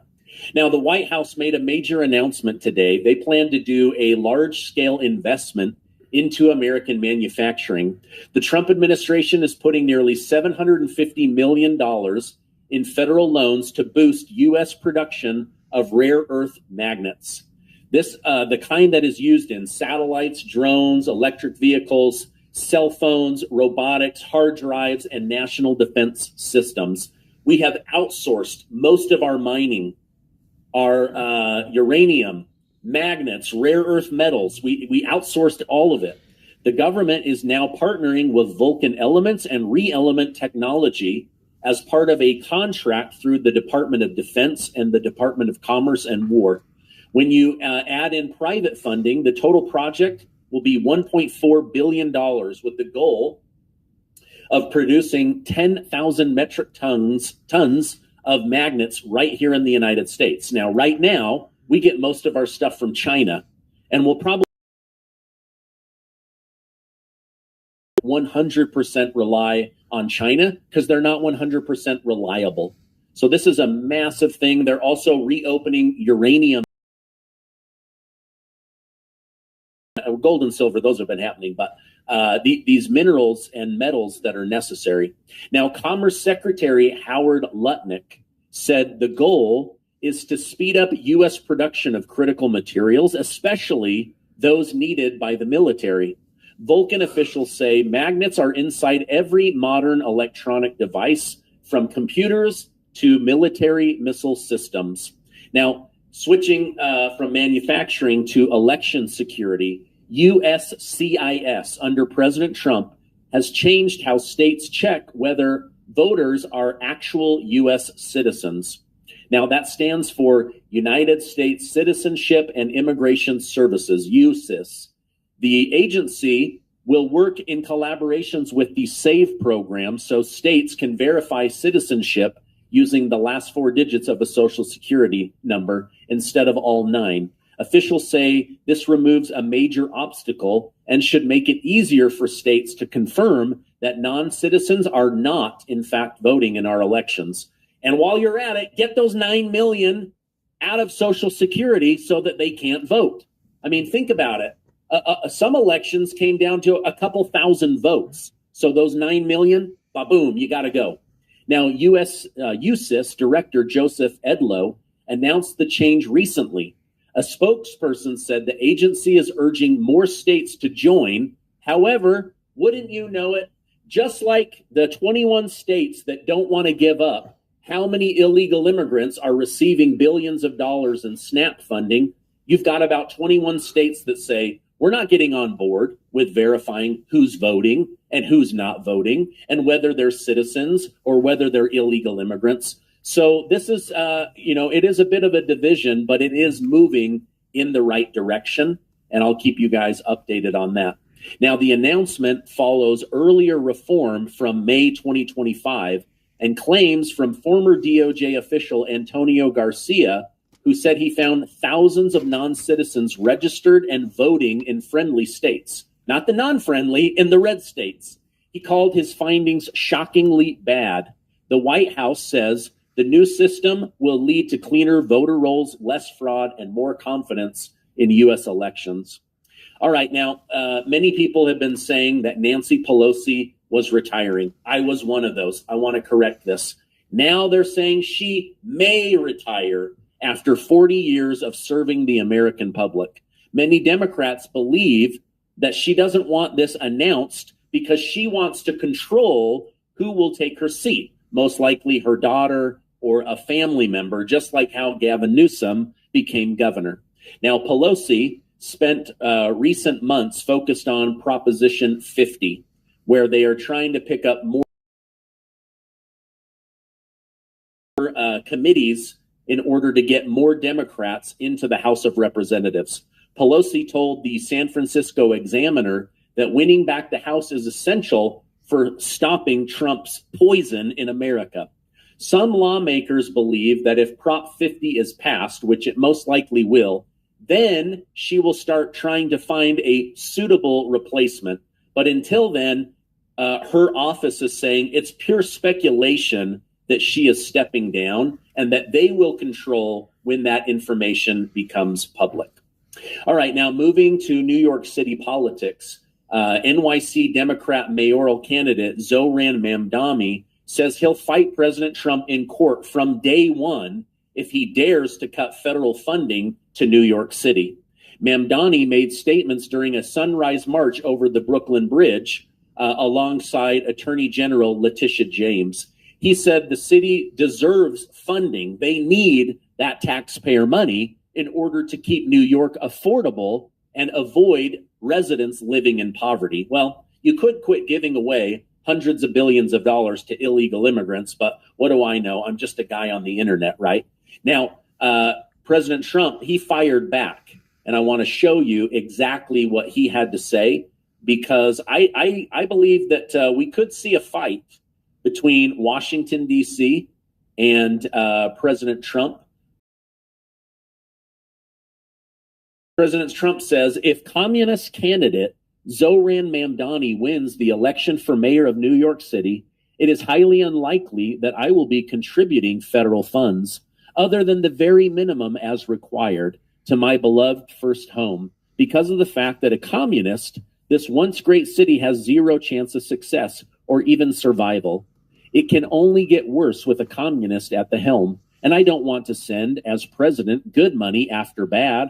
It is my obligation to run the nation, and it is my strong conviction that New York City will be a complete and total economic and social disaster should Mamdani win.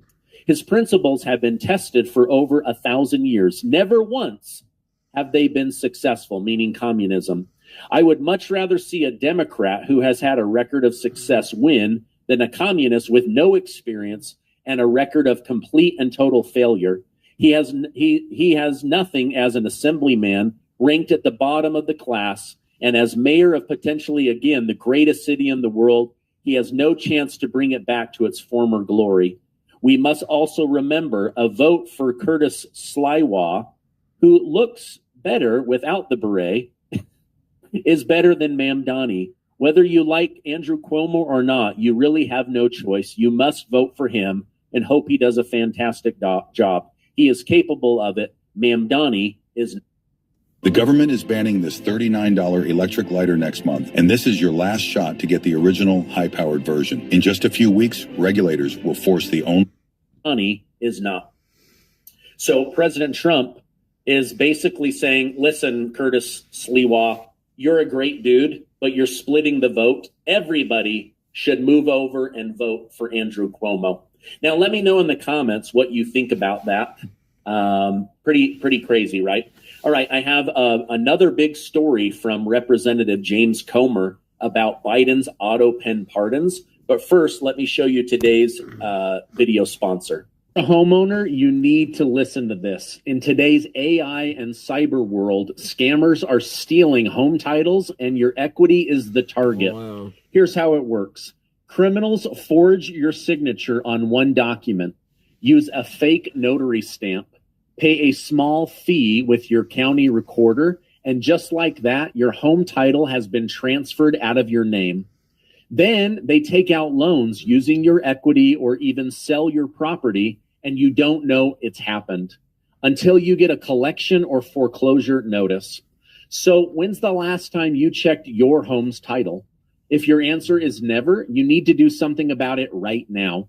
That's why I've partnered with Home Title Lock, so you can find out today if you're already a victim.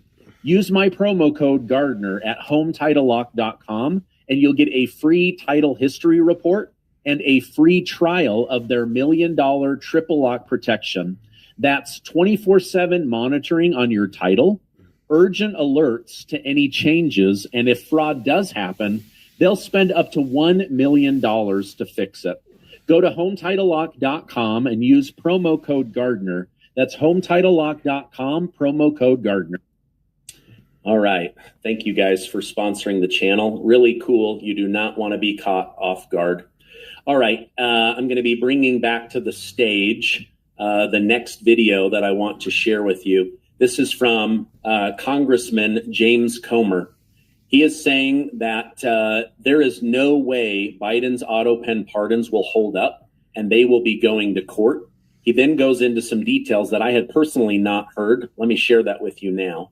Many were granted pardons by the auto pen on the last day of the Biden presidency with no record that Joe Biden played any role whatsoever in the authorization of those pardons. So I think all those pardons from Dr. Fauci to the Biden family to Adam Schiff, the January 6th committee, the list goes on and on and on. I think every one of those pardons signed with an auto pen with no evidence that Joe Biden was involved in the decision making. I think every one of those can be declared null and void by the Department of Justice, and I think our evidence in the investigation will make that decision hold up in court.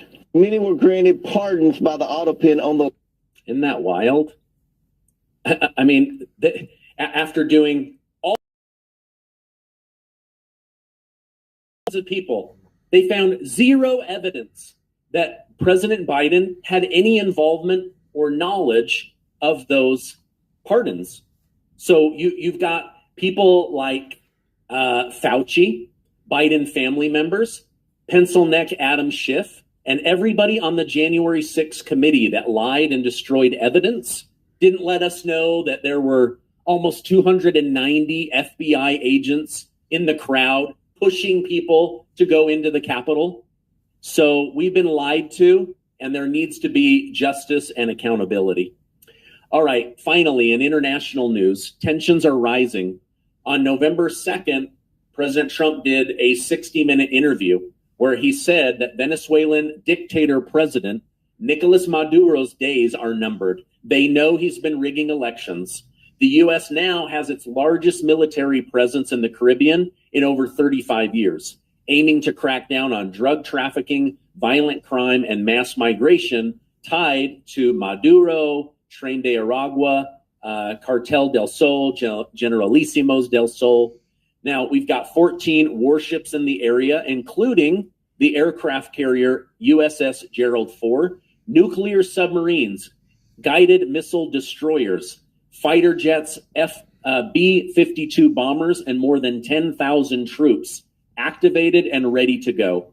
Recent U.S. strikes sank drug boats and killed over 60 alleged traffickers. Trump says each boat kills 25,000 Americans by pushing fentanyl and other deadly drugs up into the United States through Florida. He also accused Nicolas Maduro of sending prisoners and mentally ill individuals into the United States through Tren de Aragua to try to take over different cities and cause chaos. Biden knew about this, worked with them, and allowed it. While Trump doubts there will be full-scale war, he says we are waging a pressure campaign against the cartels, and we will get Nicolas Maduro. Opposition leader Maria Corina Machado, who won the 2025 Nobel Peace Prize, said if Maduro falls, Venezuela rises and millions of Venezuelans will come back home. All right, that's my update for today. If you could, give this video a like, hit that subscribe button. Do you think we are going to get James Comey thrown in jail? I promise you, he did not know they had that handwritten note, and now he is about to lawyer up even more because this isn't about lying to Congress. That was the tip of the iceberg. They have so much more. All right, I love you guys. Stay amazing, and I'll see you on the next video. Okay, skip it.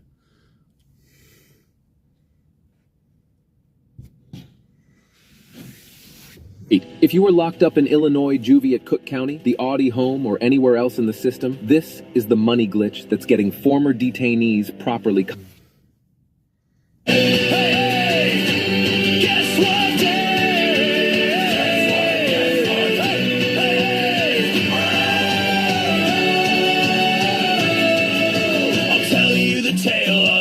Coastal commies, bookend the country, Newsom and Mamdani, imported foreign voters, changing all our history, an evil opportunity to employ the ballot factory. But guess what, everything will be okay. One day, it is. It's hump day.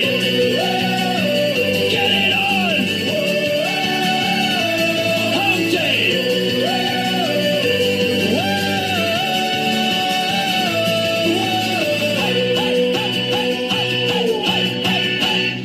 It's elections like last night that make me age prematurely, certainly. But I'm not worried. I'm not. You're not going to find dooming around here. You're not going to find me weeping or gnashing of teeth.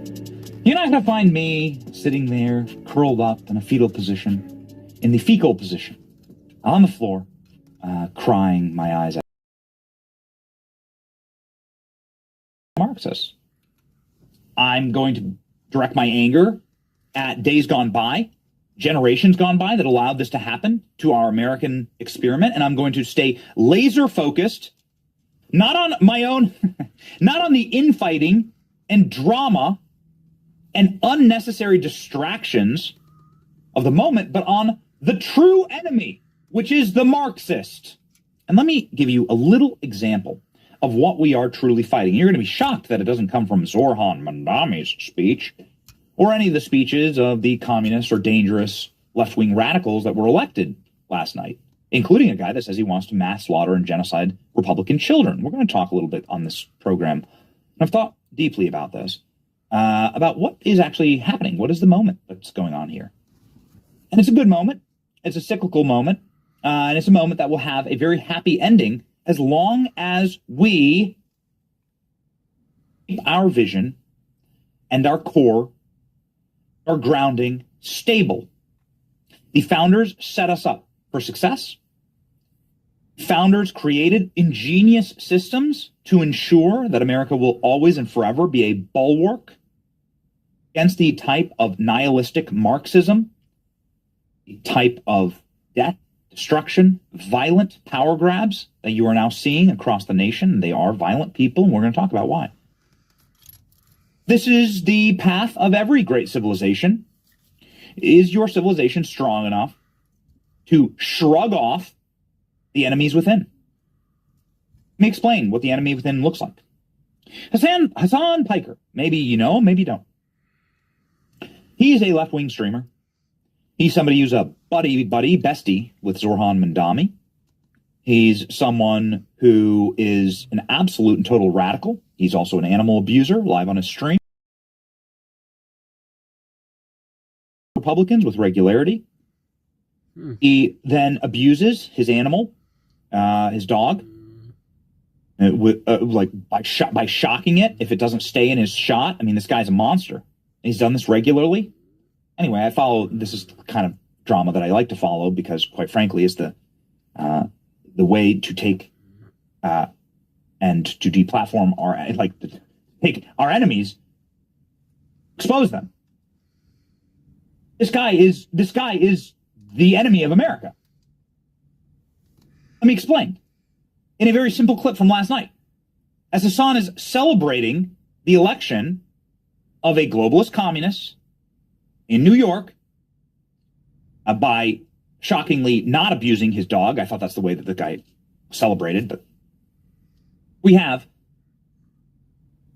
Hassan Piker stating that it's too bad that America, the country that he lives in, was able to defeat the Soviet Union. This is what we're fighting against. Here we go. Done. What do you think it means that this guy ran as a socialist and anti-communism didn't work to stop him? That's big. Yeah, I think we are in the heart of the imperial core. This is the country. And the reality of the matter is, there's a lot of antagonism. There's no class consciousness in the United States of America. It's one of the things that I try to address.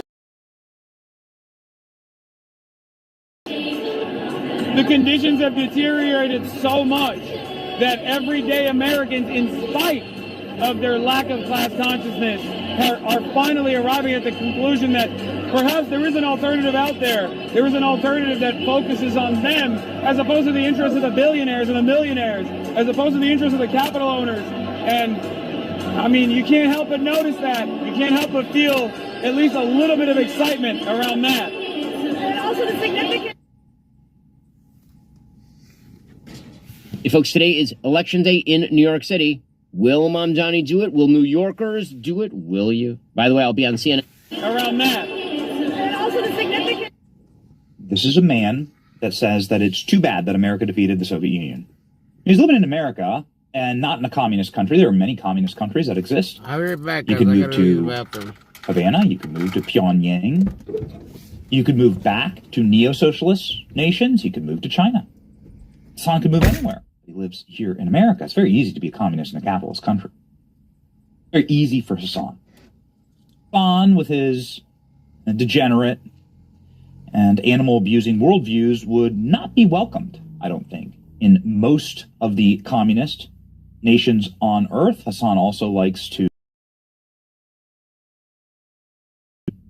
and is a very interesting character. Anyway, the point is, I'd just love to see Hassan spend a day in Pyongyang. There you go. That the types of nations and styles of governance that he so seeks here in America. He's an edgelord. He would never dare. I've been to Havana. I've been to Cuba. I've shown people what it looks like there, the gas lines, the food lines, the hellscape, the hopelessness, the collapse, the calamity of a once great nation and civilization. We've shown people the starvation. We've shown people the body bags stacked 100 million high. Marxists and communists the last 100 years. The types of regimes that Hassan fetishizes. China, the Soviet Union. This is what they wish to bring to America. And there's a reason why they want to bring this to America. And it's critically important. Godlessness. People don't believe in God. They don't believe in a creator. First lines of our Declaration of Independence, all men are what? Created. Created by whom? Well, the Democrat Party, flip a quarter. Do they believe in God or not? 50.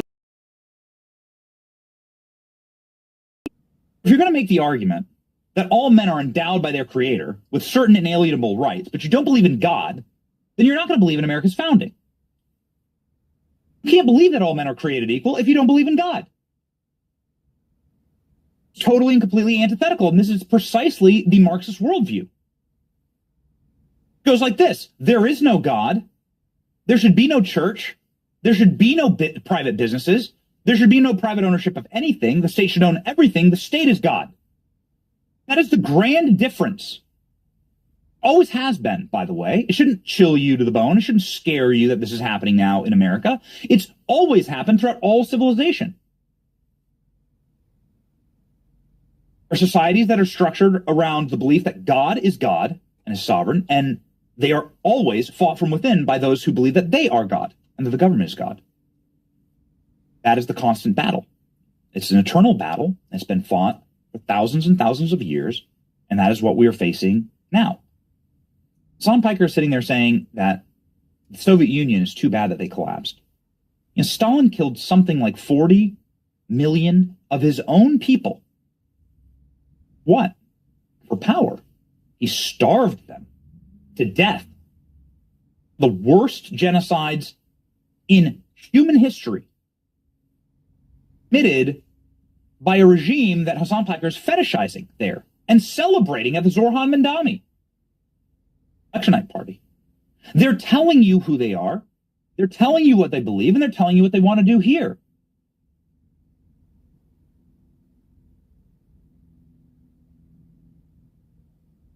All men are endowed by their creator with certain inalienable rights. Life. Life is the first and foremost right we have. We are the party of life. We're a movement of life. They're a movement of death and destruction. And they have proven that. Only this election cycle, but over the last year, that they are willing to kill. They're willing to kill President Trump. They celebrated that President Trump was shot in the head. They celebrated that Charlie Kirk was murdered.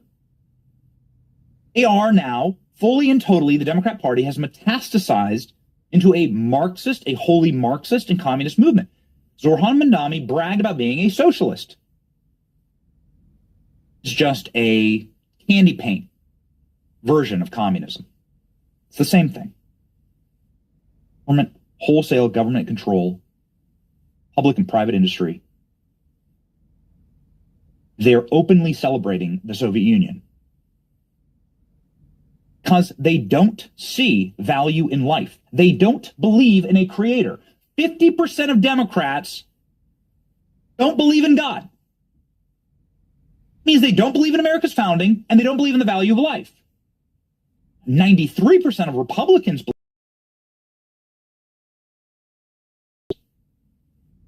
Republicans also go out and do the kind of thing that creates more life, like starting families, falling in love, getting married, having babies, following God's first commandment. Go be fruitful and multiply. The first commandment of God in the Bible is not the 10 Commandments. It's not the Beatitudes or Sermon on the Mount. All those things are incredibly important, and you should study all of them and write them on your heart. The first command of God to Adam after his creation of Adam is go be fruitful and multiply. Because Republicans believe in God, we follow through on that. Being a parent is a right-wing coded activity. Having families and prosperous, happy lives, free of the spiraling nihilism and envy and bitterness of the left.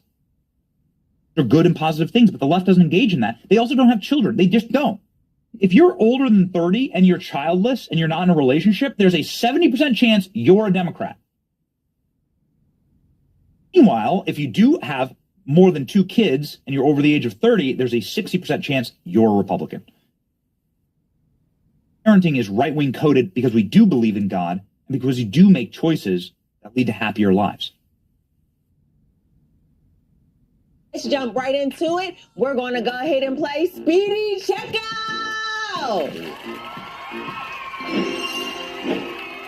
This is a 10 question or less lane, so you better answer fast.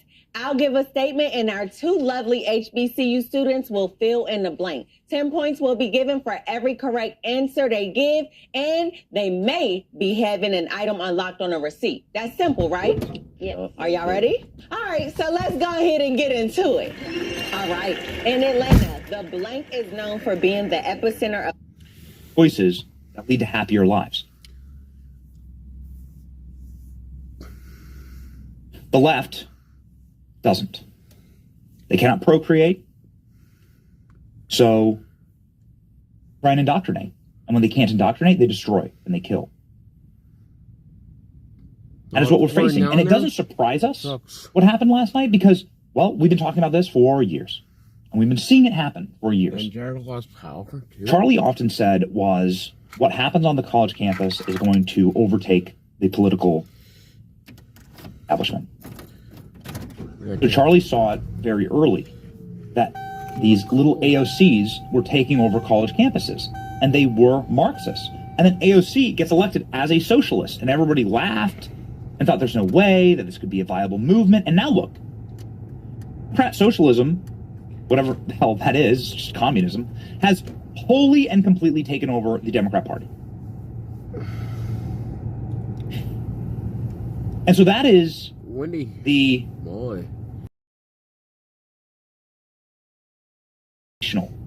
battle that we are up against. You can truly boil it down to who owns the American dream. What is the American dream? Keep the rain there. I don't want. Set forth by our founders, the American dream is beautifully crystallized life, liberty, and the pursuit of happiness. And who owns those 3 things?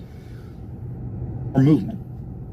Our movement has the key to all of them. We're the ones who practice all of them. Oh, moon. And the left practices none of them. They practice destruction. Destroying of life, especially. And they don't see any problem with it as long as it leads to power. That's communism. What you saw last night is the election of Jay Jones. This is a man who said he wanted to genocide Republican children. Democrats voted for him by the millions. Yep. Put up the Jay Jones. I want to see the election results, please, in Virginia. If we don't have them, please get them. Jay Jones, millions of Democrats voted for him. Here you go, Attorney General election. See here, it's a perfect description of what happened yesterday. So 1.8 million Democrats voted for a man who says he wants to murder Republicans. 53% to 46%. Picked a perfect example of what happened last night. I want you to look at this map of Virginia.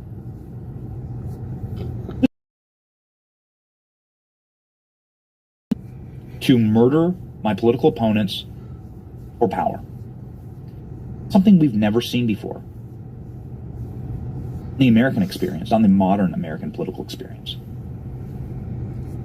This is something that is, of course, extremely dangerous, and it's something that must be defeated. Thank God our founders actually laid out the framework for how to defeat it. What you'll see here is that Virginia only has like 8 blue counties. I don't think you even need both hands to count the number of blue counties that Virginia has. This is beauty of federalism. What is actually happening right now on a national scale. Ladies and gentlemen, let me bring you to the 2030 apportionment forecast. Why the Democrat Party is getting so damn scared right now. Why the Democrat Party is losing it and embracing radicalism because they see no path forward. What has happened over the past decade, especially, accelerated exponentially by COVID, is that red voters, common sense voters, have fled Democrats. That is going to do, based on the genius of our founders, who were good and Christian and moral men and set up this, that people can freely move to pursue happiness. They can freely move. They have the liberty to do so. And where are they moving? Well, they're moving out of red states. I'm sorry, they're moving out of blue states into red states, as you can see here on the map. Now, this is just an estimation. They get far worse. Democrats here. This is why I could care less about the redistricting battle. California, because they're going to lose 5 congressional seats anyway. This estimation is 3 congressional seats for California, 2 for New York, 1 for Wisconsin, 1 for Minnesota, 1 for Illinois, 1 for Oregon, all of them blue states. Fleeing to red states. You can see this in the map. 10 states people moved into or out of. 500,000 people moved out of New York and to Florida.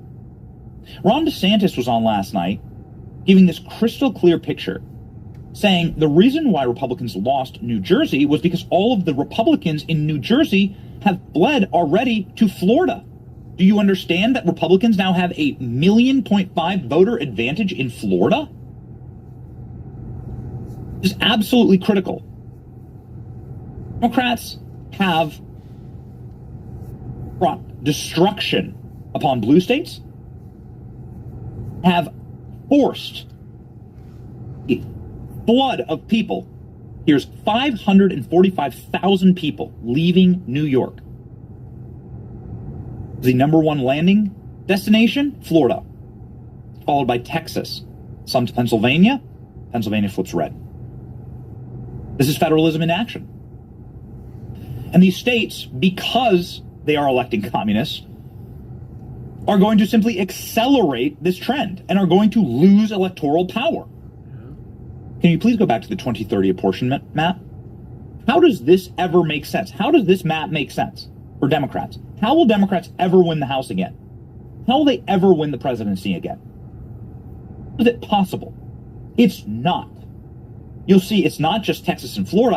I like to focus on these states, but it's also Idaho, deep red state, Utah, deep red state, Arizona, red state. Arizona was the #1 swing state, the hardest flip for Trump, meaning the state that swung hardest in the direction away from Joe Biden, away from Kamala Harris, in favor of Trump, was Arizona. So I'm counting there 15 House seats, because mark my words, these states are not going to take the new congressional districts and hand them over to Democrats. If you're hearing these words, it's not a coincidence.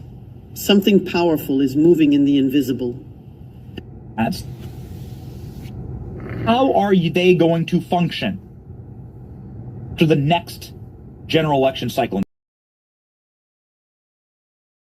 That is why you need to lock in now. This moment is so critical for our nation, because they are going to get extreme.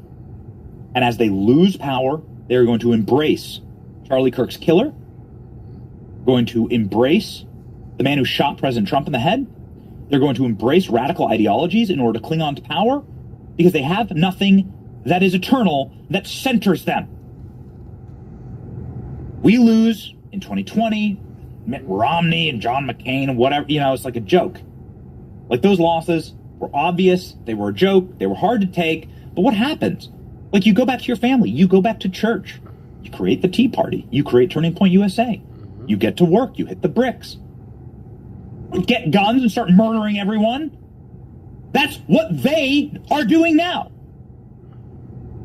Embracing communism, embracing the most radical fringe elements, totally and completely foreign to the American political experience? No. That's not what we did after we lost, but that's what they're doing right now. This is what the movement of the left is doing right now.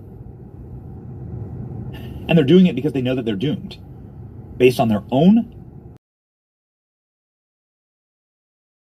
The headline, and don't believe anyone else who's dooming on this right now. If you're listening to any other programs, don't believe. I won't allow it. I won't. Happened last night were blue states that have been wrecked by Democrat leaders on purpose, most likely, to ensure that Republicans and good moral people leave their states. Those people have fled. Those blue states then elected blue governors and blue members of their legislature and so on. That's all that happened. New York City, which is a globalist city filled with people who are not Americans, that don't speak English, decided to elect a candidate that reflects the modern visage of New York, which is a globalist, neo-Marxist population that has come from different political, different societal, and different cultural traditions than we have here in America. And they elected a guy, here's the result, reflect that. This is not shocking. Though this betrayal obviously asks and begs some major questions about what we are as Americans right now, and more importantly, what happens in the future when it comes to immigration policy. Because that was the true lesson from last night.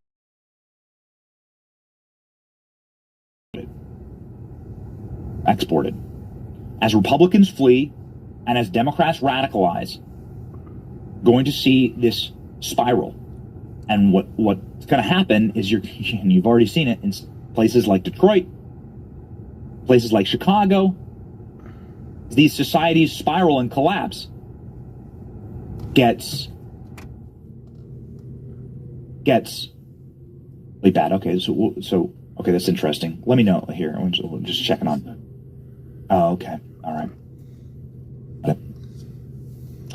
Got it. I just heard from my producer that Senator Eric Schmidt is at the White House right now, meeting with President Trump and doing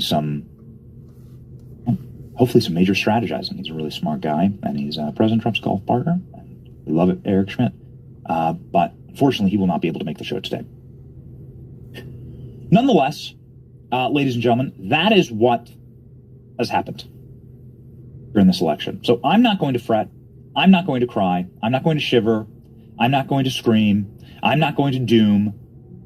And we're going to let these states, and if you're a Republican in these states, I encourage you to stay and keep fighting. I'll be fighting alongside of you. The beautiful architecture of our founding and our founders is at play here. These states that are properly managed, power. These states that are run by these Marxists and these communists are collapsing, and they're supposed to work. Effectively, the American people have voted. You're going to get good and hard what you voted for in these states. So good luck to the libs in New York, and New Jersey, and in Virginia. When New Jersey comes screaming for help, we will be there. Right. Just sent in right now from Scott Pressler, reflecting a very similar message. New Yorkers, I know this isn't what you want to hear right now, but to anyone considering moving, make Pennsylvania your home. We'll help you choose a strategic county in Pennsylvania that will help us keep the House, flip the governorship. Pennsylvania is going to go the way of Florida. Mark my words. Pennsylvania is going to go the way Texas. Pennsylvania is going to go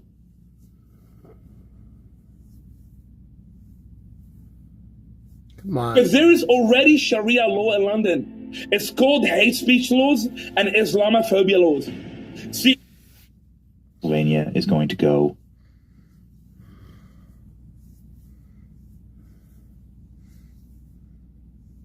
All right.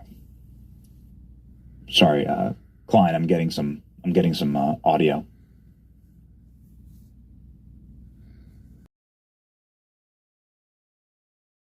All right, ladies and gentlemen. So this is the historic white pill.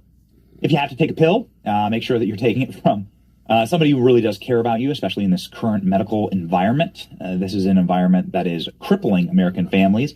Everybody's insurance is going up and skyrocketing right now. Democrats did, in fact, shut down the government, made this country much more dangerous and much scarier in order to get this election victory.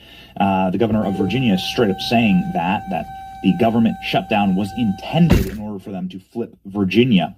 Nonetheless, DeSantis explaining exactly what happened.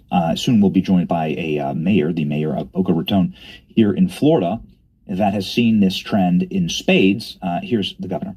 Well, first of all, Jack would have won 4 years ago, and he would have won tonight if you just take all the Republicans who've left New Jersey since I've been governor and moved to Florida. If they could have still voted in New Jersey, he would have won both of those races. Same thing with New York City, maybe not a Republican, but, Giuliani would not be able to win with this electorate the way it is now. Because what happens, Sean, is a leftist politician gets in, whether it's destroying a state like California, Illinois, New York, whether it's a city like New York City or Chicago. And the people that it tends to drive off are the center-right voters. And so when they leave, the resulting electorate is actually more liberal. That's how you go from Lori Lightfoot to Brandon Johnson in Chicago, which is digging the hole deeper. That's why you've gone from 8 years at de Blasio, now leapfrogging here 4, to have Mandani, who's even going to be worse. And what we found in Florida is, first of all, we're not asking for anyone to move. I mean, people have talked about putting a tariff on people moving in at this point because so many have done so. And I know a lot of people in Florida would think that would be necessary. But here's just the truth. You look at all 49 other states since I've been governor, look at who's migrated to Florida. All 49 more Republicans have moved to Florida than Democrats. Vermont, New York, Illinois, you name it. And the result of that is not just migration, because we've had a lot of people shift within Florida. But when I got elected, we had 300,000 more registered Democrats in Florida. Today, we have 1.4 million more Republicans. All right. Ron DeSantis explaining that it is the populations of these states that will reflect the leaders of the state. People in the heartland and in blue states wanted a common sense government, wanted lower taxes, wanted liberty and freedom during COVID, and they moved to Texas, Tennessee, and Florida. Libs want communism. They want a zero trust society, and that is exactly what they get. Clip is astonishing. Here from Virginia, where Democrats swept the state and where Democrat leaders engaged in violent genocidal rhetoric against Republicans and were rewarded for it by Virginia Democrats, many of them who have been laid off by Doge. You have to understand what Virginia is. Virginia is like a unemployment community for federal slob workers. Never contributed anything, who never did anything, who feel like they are effectively welfare cases for the taxpayers because they worked at HUD one time and they need to be subservient to the federal bureaucracy in Washington, D.C. They have to live somewhere. They can't live in D.C. because it is so violent and dangerous. So they all moved to Virginia. And the 3 counties of Northern Virginia, which are extremely populated, effectively swing the entire state. You can see here in the map. And those people voted a landslide for a man who wants to genocide Republicans. We're all fired. These people are the ones who are fired by Doge.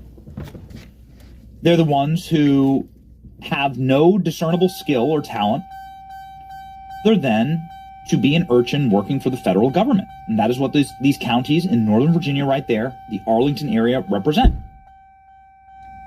Talked many times about how evil those counties are. rich by median income counties in the entire country? It's a critical question. The reason why these are the highest net income counties in the nation are because these are all defense contractors. These are all people that work parasitically on the underbelly of the taxpayer. There's only one industry that is created in this area. There's no coal there. There's no oil there. There's no diamond mine there. The only reason people are wealthy there is because they parasitically live off of the federal taxpayer and vote themselves gorged riches from all of us. That is what those counties represent. Now, when Doge and Donald Trump comes in and takes that away from them, what do you think is going to happen? They'll vote for the guy that's willing to kill Republicans. That's precisely what happened in those counties. Importantly, they'll make sure that if you're not on board with wars and eternal globalism, and they'll bring in people to replace you. And that is precisely what's happening in Virginia. There's a remarkable interview with a Kenyan immigrant who says, my main motivation for voting for Democrats is that Donald Trump doesn't want that to happen. This is my vote. My vote isn't to make America better. My vote isn't for the population of people that are native to this land. My vote isn't to somehow fix the numerous problems that we currently have in this country. My vote is to make sure that more third world migrants can come to America and live off of the lavish welfare systems of this nation. Understand what we've done and what many generations of Republicans and Democrats have done to our country. Here's the electorate. I always vote since I became a citizen, and that was 20 years ago.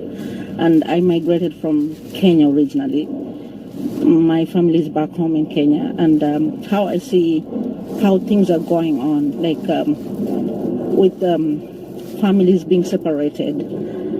As a human being, as a mother, separating families, especially children, from their mothers or fathers, I don't believe in that.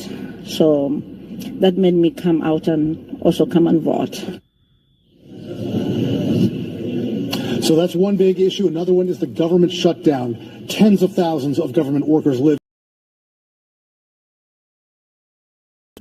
Nailed it. Right there. Government shutdown or to piss off Virginia voters.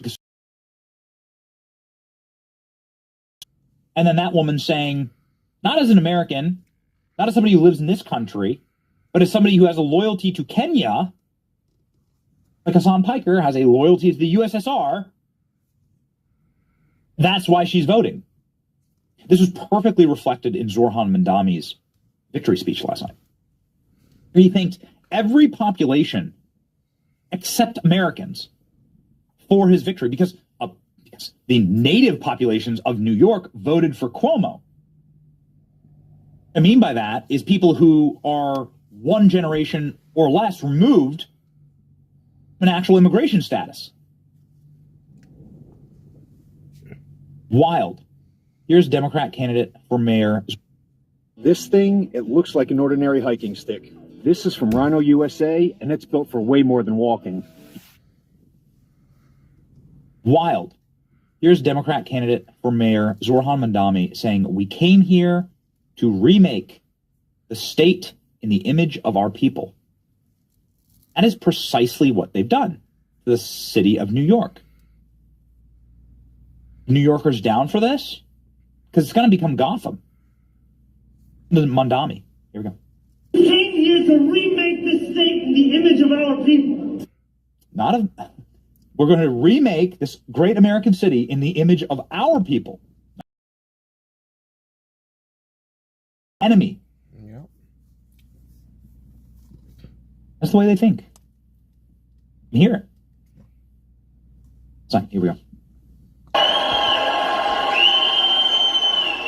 Thank thank you to those so often forgotten by the politics of our city who made this movement their own. I speak of Yemeni bodega owners and Mexican abuelas, Senegalese taxi drivers and Uzbek nurses, Trinidadian line cooks and Ethiopian aunties. Who's gonna pay for all this shit, dude? Yes, aunties. To every New Yorker in Kensington and Midwood and Hunts Point. Everyone but Americans. Yep. Population but Americans. Assimilation was a lie. The melting pot was a lie. Yep. It's all a lie. All replacement politics. It's been laid totally bare now by guys like Zorhan Mandabi. Well, I'm thankful, actually, for it. We'll see. We'll see how the genius of the mechanisms and architecture of our founding actually work as these states collapse and descend into anarchy, and I don't want to see it. New York's a great American city. Chicago's a great American city. Detroit was a great American city. And people will vote, and they'll flee, and they'll leave, and they'll give the power to states like Florida, Texas, and Tennessee, and other red states. I don't understand how people are okay with this stuff. And without mass criminal immigration, we're freebies, free this. States will simply collapse. One funny thing that happened last night was during the Mandami election night party. Apparently, a Trump is your president asset was played. Trump is your president. So somebody hacked the screen last night. President Trump commenting on all of this, and so it begins. Exactly our take this morning. And so it begins. Trump wasn't on the ballot, and the shutdown were the two reasons that Republicans lost on election night, according to pollsters. That's an absolute matter of fact. President Trump is the Republican Party. That's voter reform, voter ID, no mail-in ballots. Save our Supreme Court from packing, no two-state additions, etc. Terminate the filibuster. The filibuster, a much weightier topic that I look forward to exploring on this program. But this is, of course, what is being held hostage right now in the Senate with the government shutdown is just the funding of the government. Well, everybody who they're doing it on purpose. Leave. It's a total nihilistic power play in order to collapse the nation, in order to collapse the federal government. Last clip, but I just can't help myself because Proposition 50 did pass in California. California Governor Gavin Newsom, Proposition 50 vanity project coasted to victory, paving the way for Democrats to flip critical congressional seats for the 2026 midterms. The Associated Press called the results promptly because, well, California Democrats voted for it. 4.4 million voters saying yes to the measure. 35% voted against it. Flanked by his wife, the governor wasted no time in bashing President Trump. That's what he had to say. But you see, as we speak, people are still in line. People waiting up 3 hours to cast their vote, to send a message to Donald Trump. No crowns, no thrones, no kings. That's what this victory represents. It's a victory for the people of the state of California and the United States of America. No crown, no kings. Yeah. Isn't that remarkable? No crown, no thrones, no kings. From a guy who is a Nepo baby who was installed by the billionaire class in California, to run that state into the ground, who said you're not allowed to be on the beach during COVID, who filled the skate parks with sand during COVID, who took one of the single most beautiful, naturally gifted states in all of the Union and plunged it into absolute darkness, saying that you're not allowed to go to church, but you are allowed to go to a casino or a liquor store during COVID. Newsom, who owes his career to Nancy Pelosi, who's been in office for 40 years, who has a higher net worth than any king living today. That's a matter of fact. Gavin Newsom saying no crowns, no thrones, and no kings. Gavin Newsom, who's done everything. This weird lighter replacing gadget is quickly becoming the most popular Christmas gift of 2025. It makes lighting fires and starting kings. Gavin Newsom, who's done everything, every move has been for him to establish himself as the front runner for 2028 in the Democrat Party. He'll be facing off with J.D. Vance. And it was just like hustling. It's just like hustling. He's just hustling. This is Gavin Newsom. Gavin Newsom. Here's a photo of Gavin Newsom hustling. Right. Here's Gavin Newsom. Here's Gavin Newsom is hustling. With his $700 Burberry scarf. Thank you. Very good. This is what it'll look like. Wonder Bread and mac cheese, Gavin Newsom with his billionaire buddies. These are the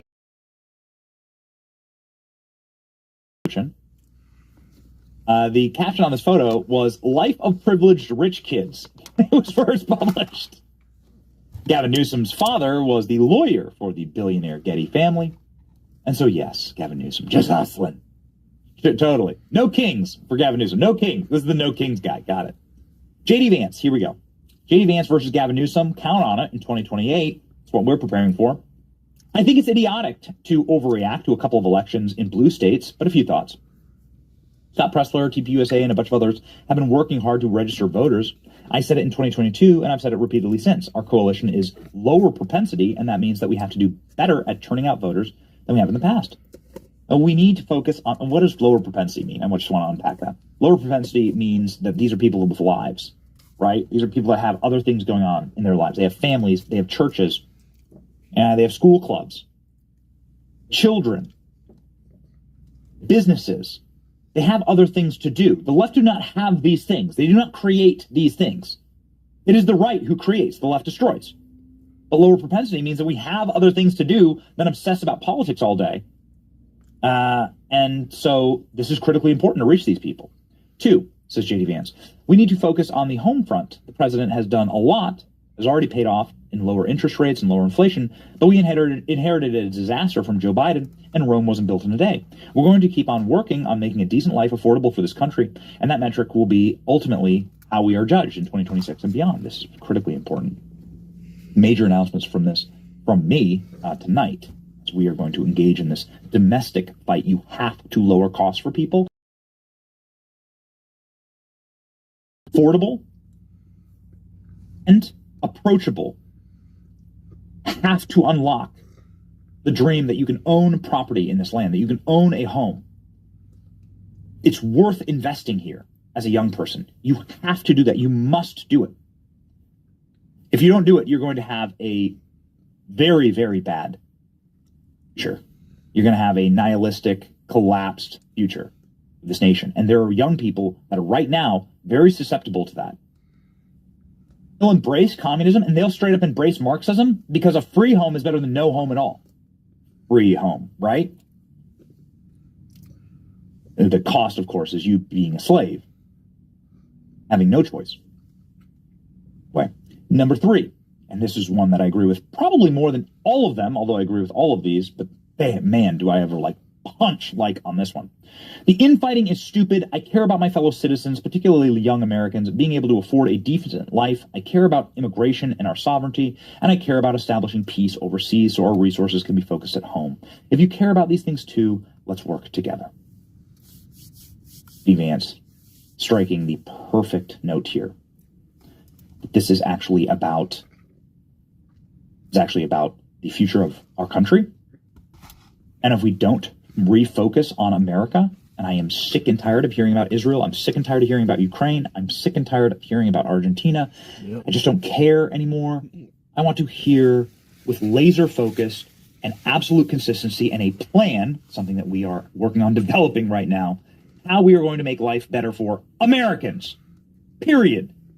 I don't care about a war zone in Ukraine. I care about a pothole on my street. Sorry, I'm just a selfish person, and I want my children to be able to be raised in a safe and stable and functional society. That is my birthright as an American, and that is what we're doing here. Yes, yes. This soft mineral melt in your mouth to rebuild your gums and teeth, and never need a dentist again. People are fixing their receding gums. I got to declare an emergency. I need help up here. All right, that voice you're hearing is that of Doug White. He and his family had just gone down to Florida to actually attend his brother's funeral, and they're trying to take a charter flight back to their home in Louisiana. When on the climb out, basically passing through about 8,000 feet or so, Doug looks over and realizes that the pilot is unconscious. And so now he's kind of freaking out and trying to figure out what he's going to do and whether he's actually going to make it through this. King Air 559 Delta Whiskey, my mission, Roger. Climb maintain 14,000. King Air 559 Delta Whiskey is the call sign that you're going to hear throughout the video. And the voice you just heard is that of the pilot who is sitting in the left seat. And as they're on their climb out, basically this is the point where he loses consciousness. Unfortunately, this is going to be the last words he ever speaks. You know, Doug White is sitting in the right-hand seat, and he's got his family in the back. And the decision that Doug made to sit in the right seat is going to play a pivotal role in the outcome. Air India Flight 101 has been flying nonstop for 15 hours and is about to try.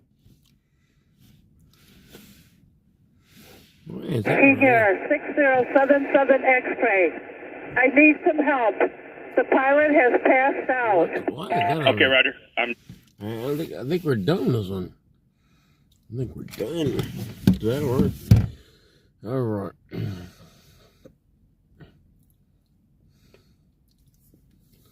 Alright, let's go. Alrighty.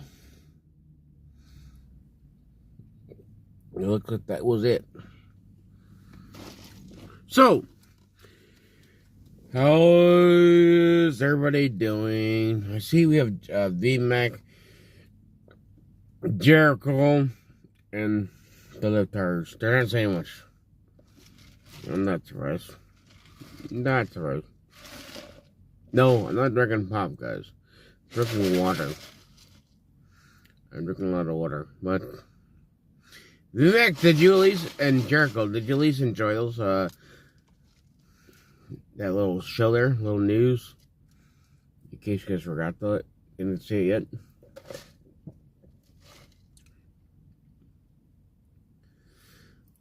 There's more things that I was gonna say, but I want to get the facts on first because I heard something, but I want to make sure it's true before I say it.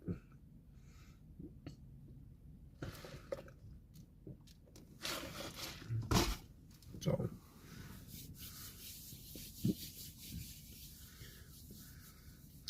VMAC. So you're saying it was pouring down rain by you when you were taking your dog outside? And then Jericho lost his power too? What is going on? No strong winds here. No wind. No strong winds, and it's not rain here, but it's cold. I don't know.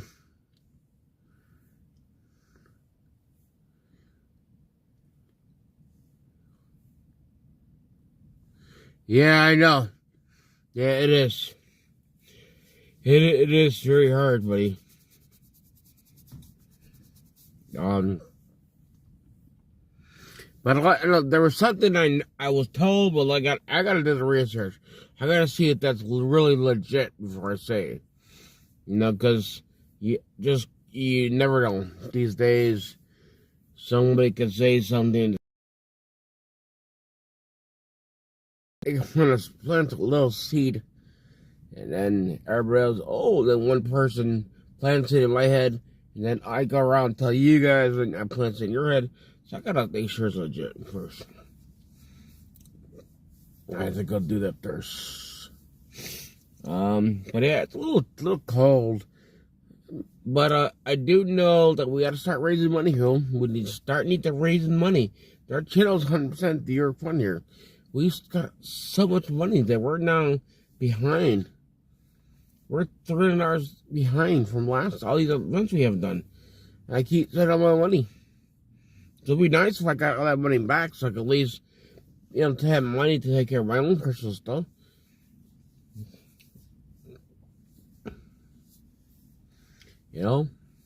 Nothing is like this free. Just remember, just because you see or sign this is free, it costs money. Just because I go do things, and it costs money. Yeah, we might get to an event, but it might be free at the time to you all, but it ain't free to me because it costs me money. So the only respectful thing to do is go to the donation link and, we're 100% for your credit, so donate. Donate the money. That's all you can do. There's another number 4 Pritzker Sucks rally. We got the waiting to see the decoration at the city hall. We got all these things going, but we're not gonna do any more of those things there until we get money. We can't. It's not fair to me that I gotta keep doing all my money and everything all the time. It's not fair. Not fair. So, yeah. Yeah, that is definitely not fair to me. But it definitely it's got a little nifty up tonight. That's what I was trying to, like, right now we'll start getting to warm the carpet a little bit. Because it's getting a little nifty tonight. And then, Veterans Day, November 11. Okay, so there you go. So Veterans Day is November 11. You heard that from VMAX. VMAX was saying Veterans Day is November 11. So, if it is November 11, we gotta honor our veterans, man. Yep. I gotta turn my little gadget out there. That's a little thing I got. Because I'm not using my car sticker to do everything. Not yet. Not until I can figure things out. Yeah, so what day is it? So November 11. What day is it on? VMAC, tell me. Because I don't have a calendar right now in my face. I gotta go through my phone there.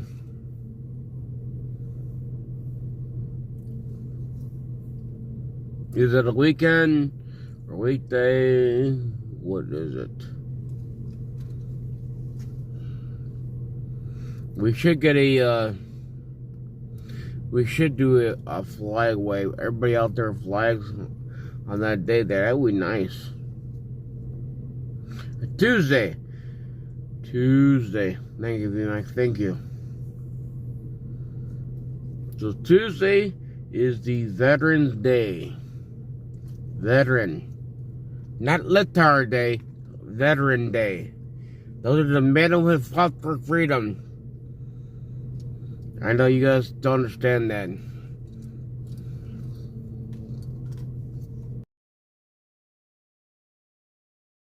But chopping around, I do it every day now still. Just because just me. But I don't make sure everybody does the same thing. When you're out public wise, you see a man wearing a hat, say thank you for your service. Even if it's the officer, tell them the same thing. Because they're veterans too. So I'd like to show support to you.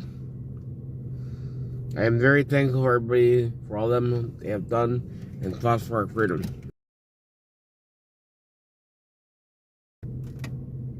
So, but I think on a note there, don't forget guys, go to my donation link, please. Go to the donation link. If you don't know what the donation link is, I think we could ask VMAC to post in there. I know the Litards don't care. Yes, we got honor the veterans. Honor. the veterans on basically the 11, okay? You could do it every day down, but the 11's a big day, okay? But like I was saying before, if you guys don't know the donation link, we can ask VMAT to go ahead and post it there on my chat. And then you, Liftars can go donate a couple dollars. You know, even $10, man. Each of you has $10, man. That'd be good. Gotta show some love, man. I mean, we're $300. I mean, we're behind probably the events from last time. I got things I gotta do. I got a lot of stuff to do. I do. I have a lot to do. And then if we gotta go to Chicago, man, we gotta get out there. That's gonna cost me more gas money, and plus on top of it, I gotta pay for parking. So nothing's gonna be free. So I don't know. What should we do? I think we're going to end the live stream. Yep, we're going to end the live stream. Double D is not here tonight, we see. And Double D was really busy. But when she does come back in, we'll say hello. We're going to try to get her to get start a new channel. She's going to start doing her channel. So, but it won't be YouTube, if I understand. So I hope whatever she fixes. Yes, I do plan on going back to Chicago. I just got to get the funds to go there. I mean, I've been spending all my money every time. I mean, we're over $300 now. I've already spent a lot of money. I would like to go back to Chicago. I know they were supposed to plan on going Tuesday with Chicago with Red. That is the goal. But I explained to them that I can't guarantee that I will be there unless I have the money to go. You know, because I just can't be spending all my money. You know, the gas and stuff like that, the parking, all that stuff costs a lot of money. You know, even parking, but still costs money to go to Chicago.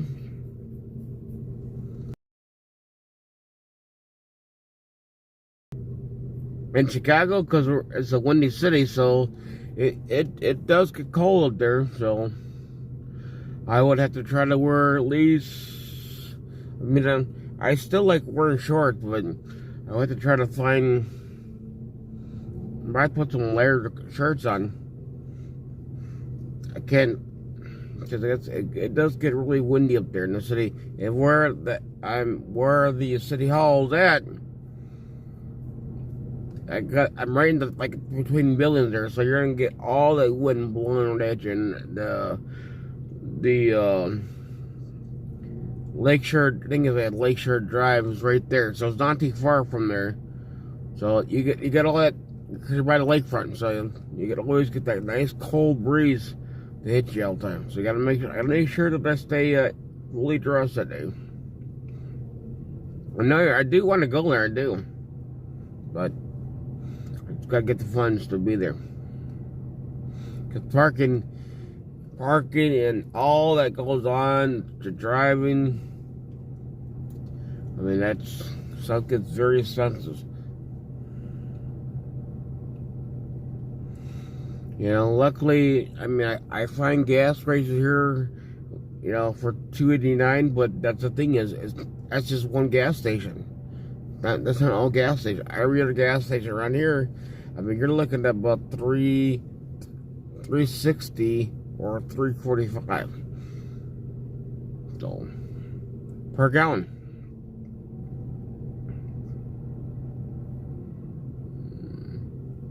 So, that's why it's very important to donate, deal. Go and donate. Donate the money. We got so much things that we can go do.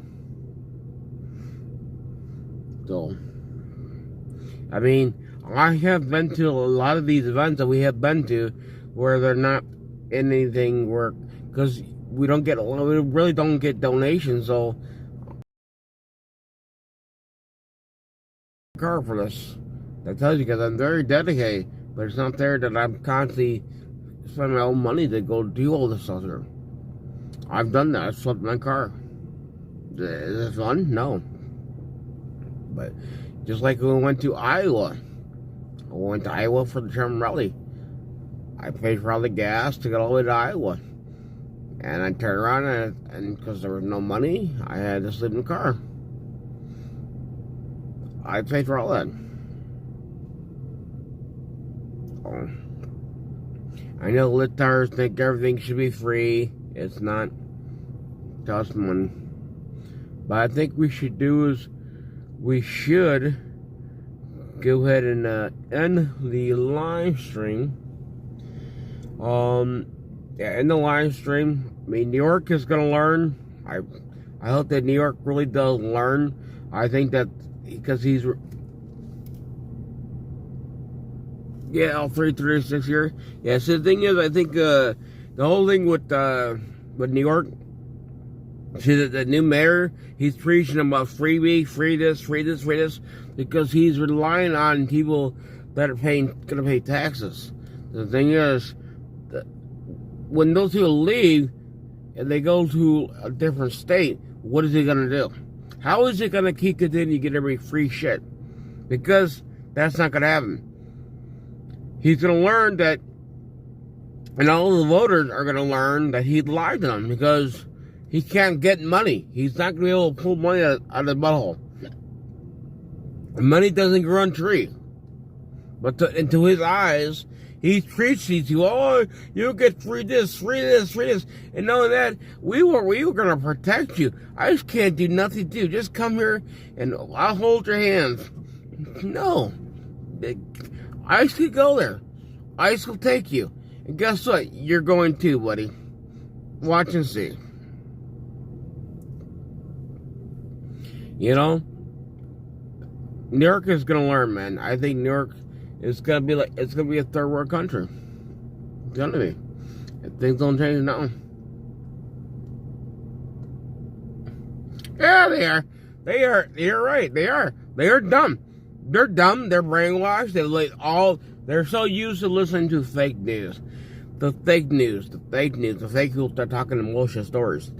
So of course they're like, oh yeah. That's all true. No, it's not.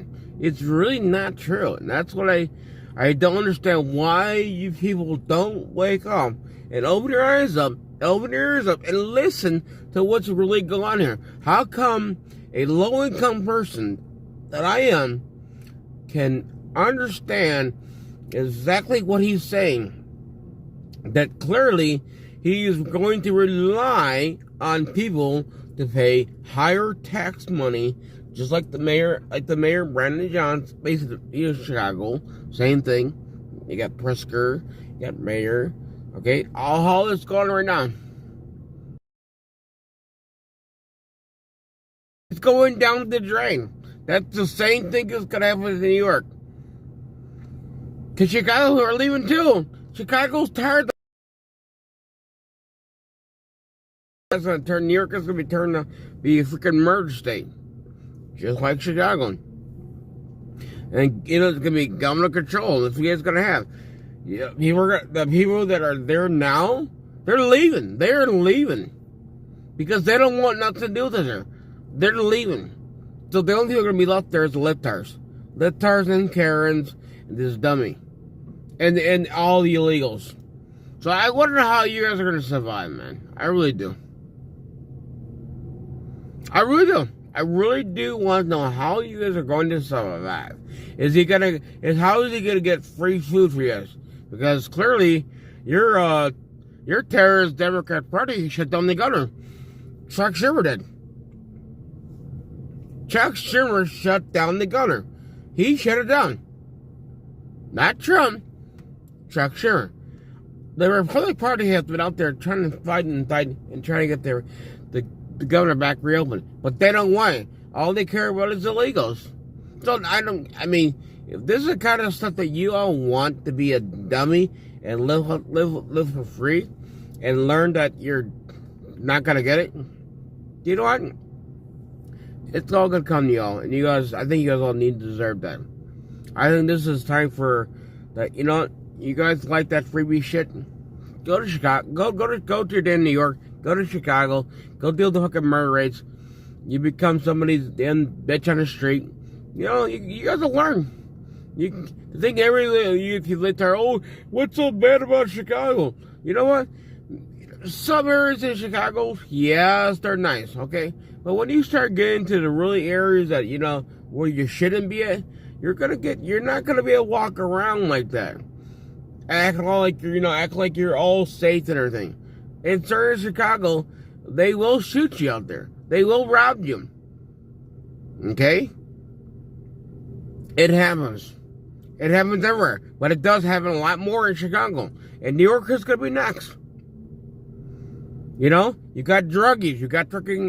I call them fucking crackheads. They sit there and they sit at the damn corners. You know? Like that damn litard yesterday. He's sitting there doing his turk in his little butthole. His little faggot fuck. That's what it is. That's the kind of things that can happen, guys. I mean, you guys need to wake up, man. I mean, I don't know why you guys think this is so cool. It's not. It's not cool, man. And then, I don't know, just, I get very annoyed when I see you guys clearly have no damn brain cells, man. You guys fried your shit away. Keep smoking that damn shit, drugs. Smoking that fucking crack, man. Your brains are fucking gone. Everything that God has given y'all, they're gone. You're just like dumb as a rock. You really guys are. The leftards you guys are just a bunch of dumb as a rocks. And Karens too. You know? None of the things that this guy says make any common sense. It doesn't. But to you all, it's like the only thing you guys see it or hear and see is free. Oh, I get to read this here, and that's the only thing you guys hear and see. So you guys don't realize you don't put the 2 to 1. You don't put everything. You don't put it together. Right? You just don't realize. You put the things together and realize to get those things that you claim to be free, somebody has to pay for it. So somebody else's tax dollars money has to pay for it. So when you turn around, if they leave, the one that pay all the tax there, if they leave, how are you gonna pay for this stuff now? How are you gonna be able to afford the buildings in there? It's gonna get bad. It's gonna be a third world country. You guys gonna think about 9/11, man. All this shit that goes on, you guys are just dumb in the rock, man. But I don't know. I don't want to keep going on that because this stuff really annoys me. How you're lip-tards, man. You guys really. I think we should just keep you as a dumb in the rock, but send you to a different country, man. You can go out there and start something else. Go to a third world country. Let's see you survive out there. Then, yeah, I guarantee you'd be crying like a bitch. Oh, I want to come back to America. I want to come back to America. I love it here better. You guys, no. I think that they should kick your ass there and let you live out there forever. Because this is how y'all want to live. You don't want to live in a third world country. I think we should let you all leave.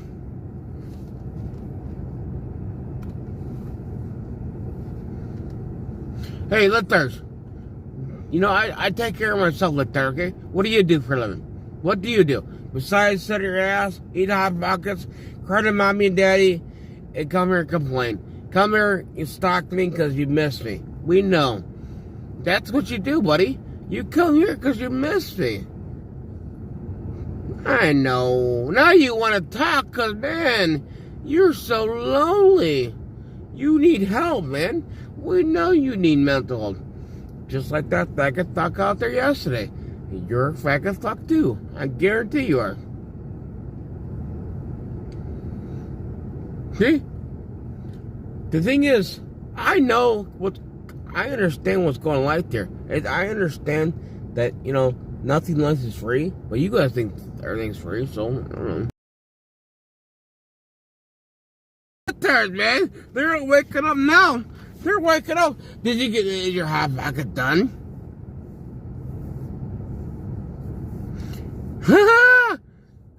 Oh, Litters. Guess what, Litters? Guess what? Well, how am I gonna get a Litters? I know you guys want to control me. Oh, I'm so scared. I'm so scared, buddy. Let me go hide from you. You think I'm scared of you? Do you really think I'm scared of you? Oh, yes. It's pretty Litters, man. Litters Jake, the faggot duck. He thinks he's gonna scare me. Ooh, I'm gonna worry about him now. I gotta make sure I drive and be all thick and all, man, like a fucking dragon. Am I gonna get a ticket today? Litters, I don't worry about shit. Okay? My record's clean. I don't have to do drugs. I'm like, man, what's going on out there today? I don't do that. I drive normally. I drive like I'm just relaxed, enjoy my life. I don't listen to music. Only here and there. I mean, if I do, it'll be Christian music. That's what we're doing when it comes to Christmas time. I don't. So, now the Litters has woken up because the faggot stuck probably woke up. He's probably just got done getting ringed out, so now you want to at least use some lubrication ring, Jack. Jack, I hope you did. I really hope that you use some lubrication, buddy. You might need to call your doctor. Maybe you need to get checked out. Because if you didn't use it, then you're screwed, buddy.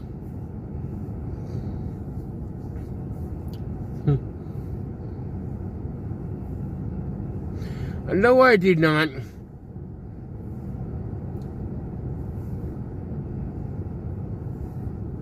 Ha! You think so? You think so? You think you know so much?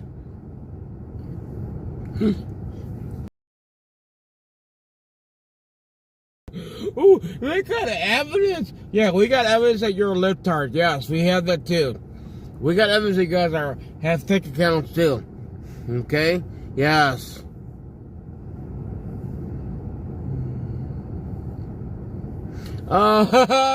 Libtards, you think you got me. You think you got me. You think you know who I am. You don't know me, buddy.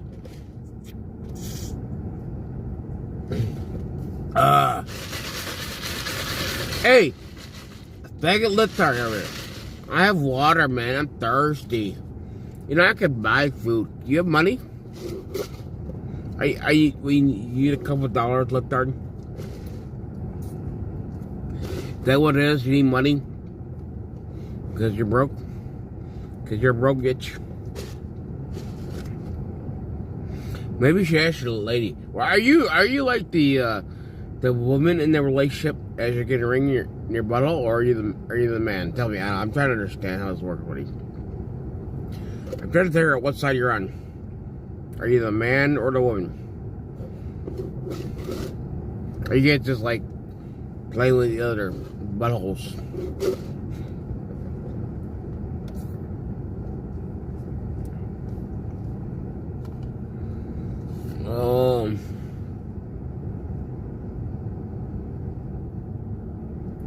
Did you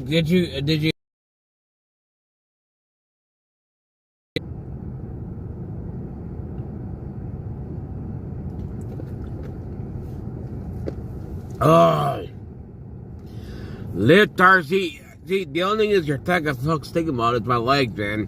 What are you so into me, man? I keep telling you guys, man, I'm not into them guys, man. I like peaches, man. Peaches. Why you guys are taking thugs? Why are you guys so taking thugs, man? Taking thugs, man. Who just texted me? Is one of these littards text me?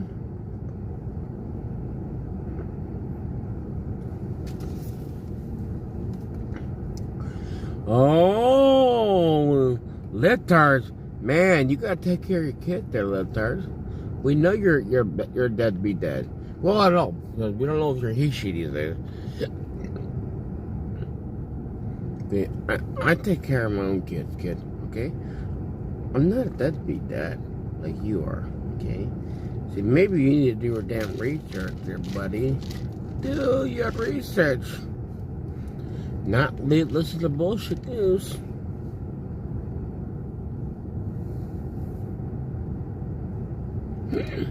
See, you're just a leotard. Leotard!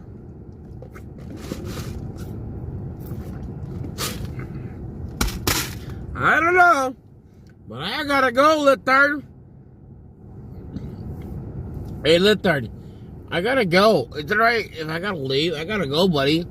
You know, I did say I was gonna end the live stream before. So I don't want you to use the bullshit excuse that you're a faggot. Okay, we know you're. You missed me, but you should say good night to me, buddy. Be nice. All right, say good night to me, and you can say good night to VMAX.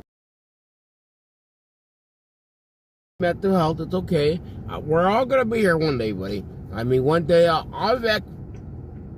Today's Wednesday. I mean, I might do a live stream on Friday. If you need help, you need somebody to talk to on Friday, I might come back on Friday. You're welcome, VMAX.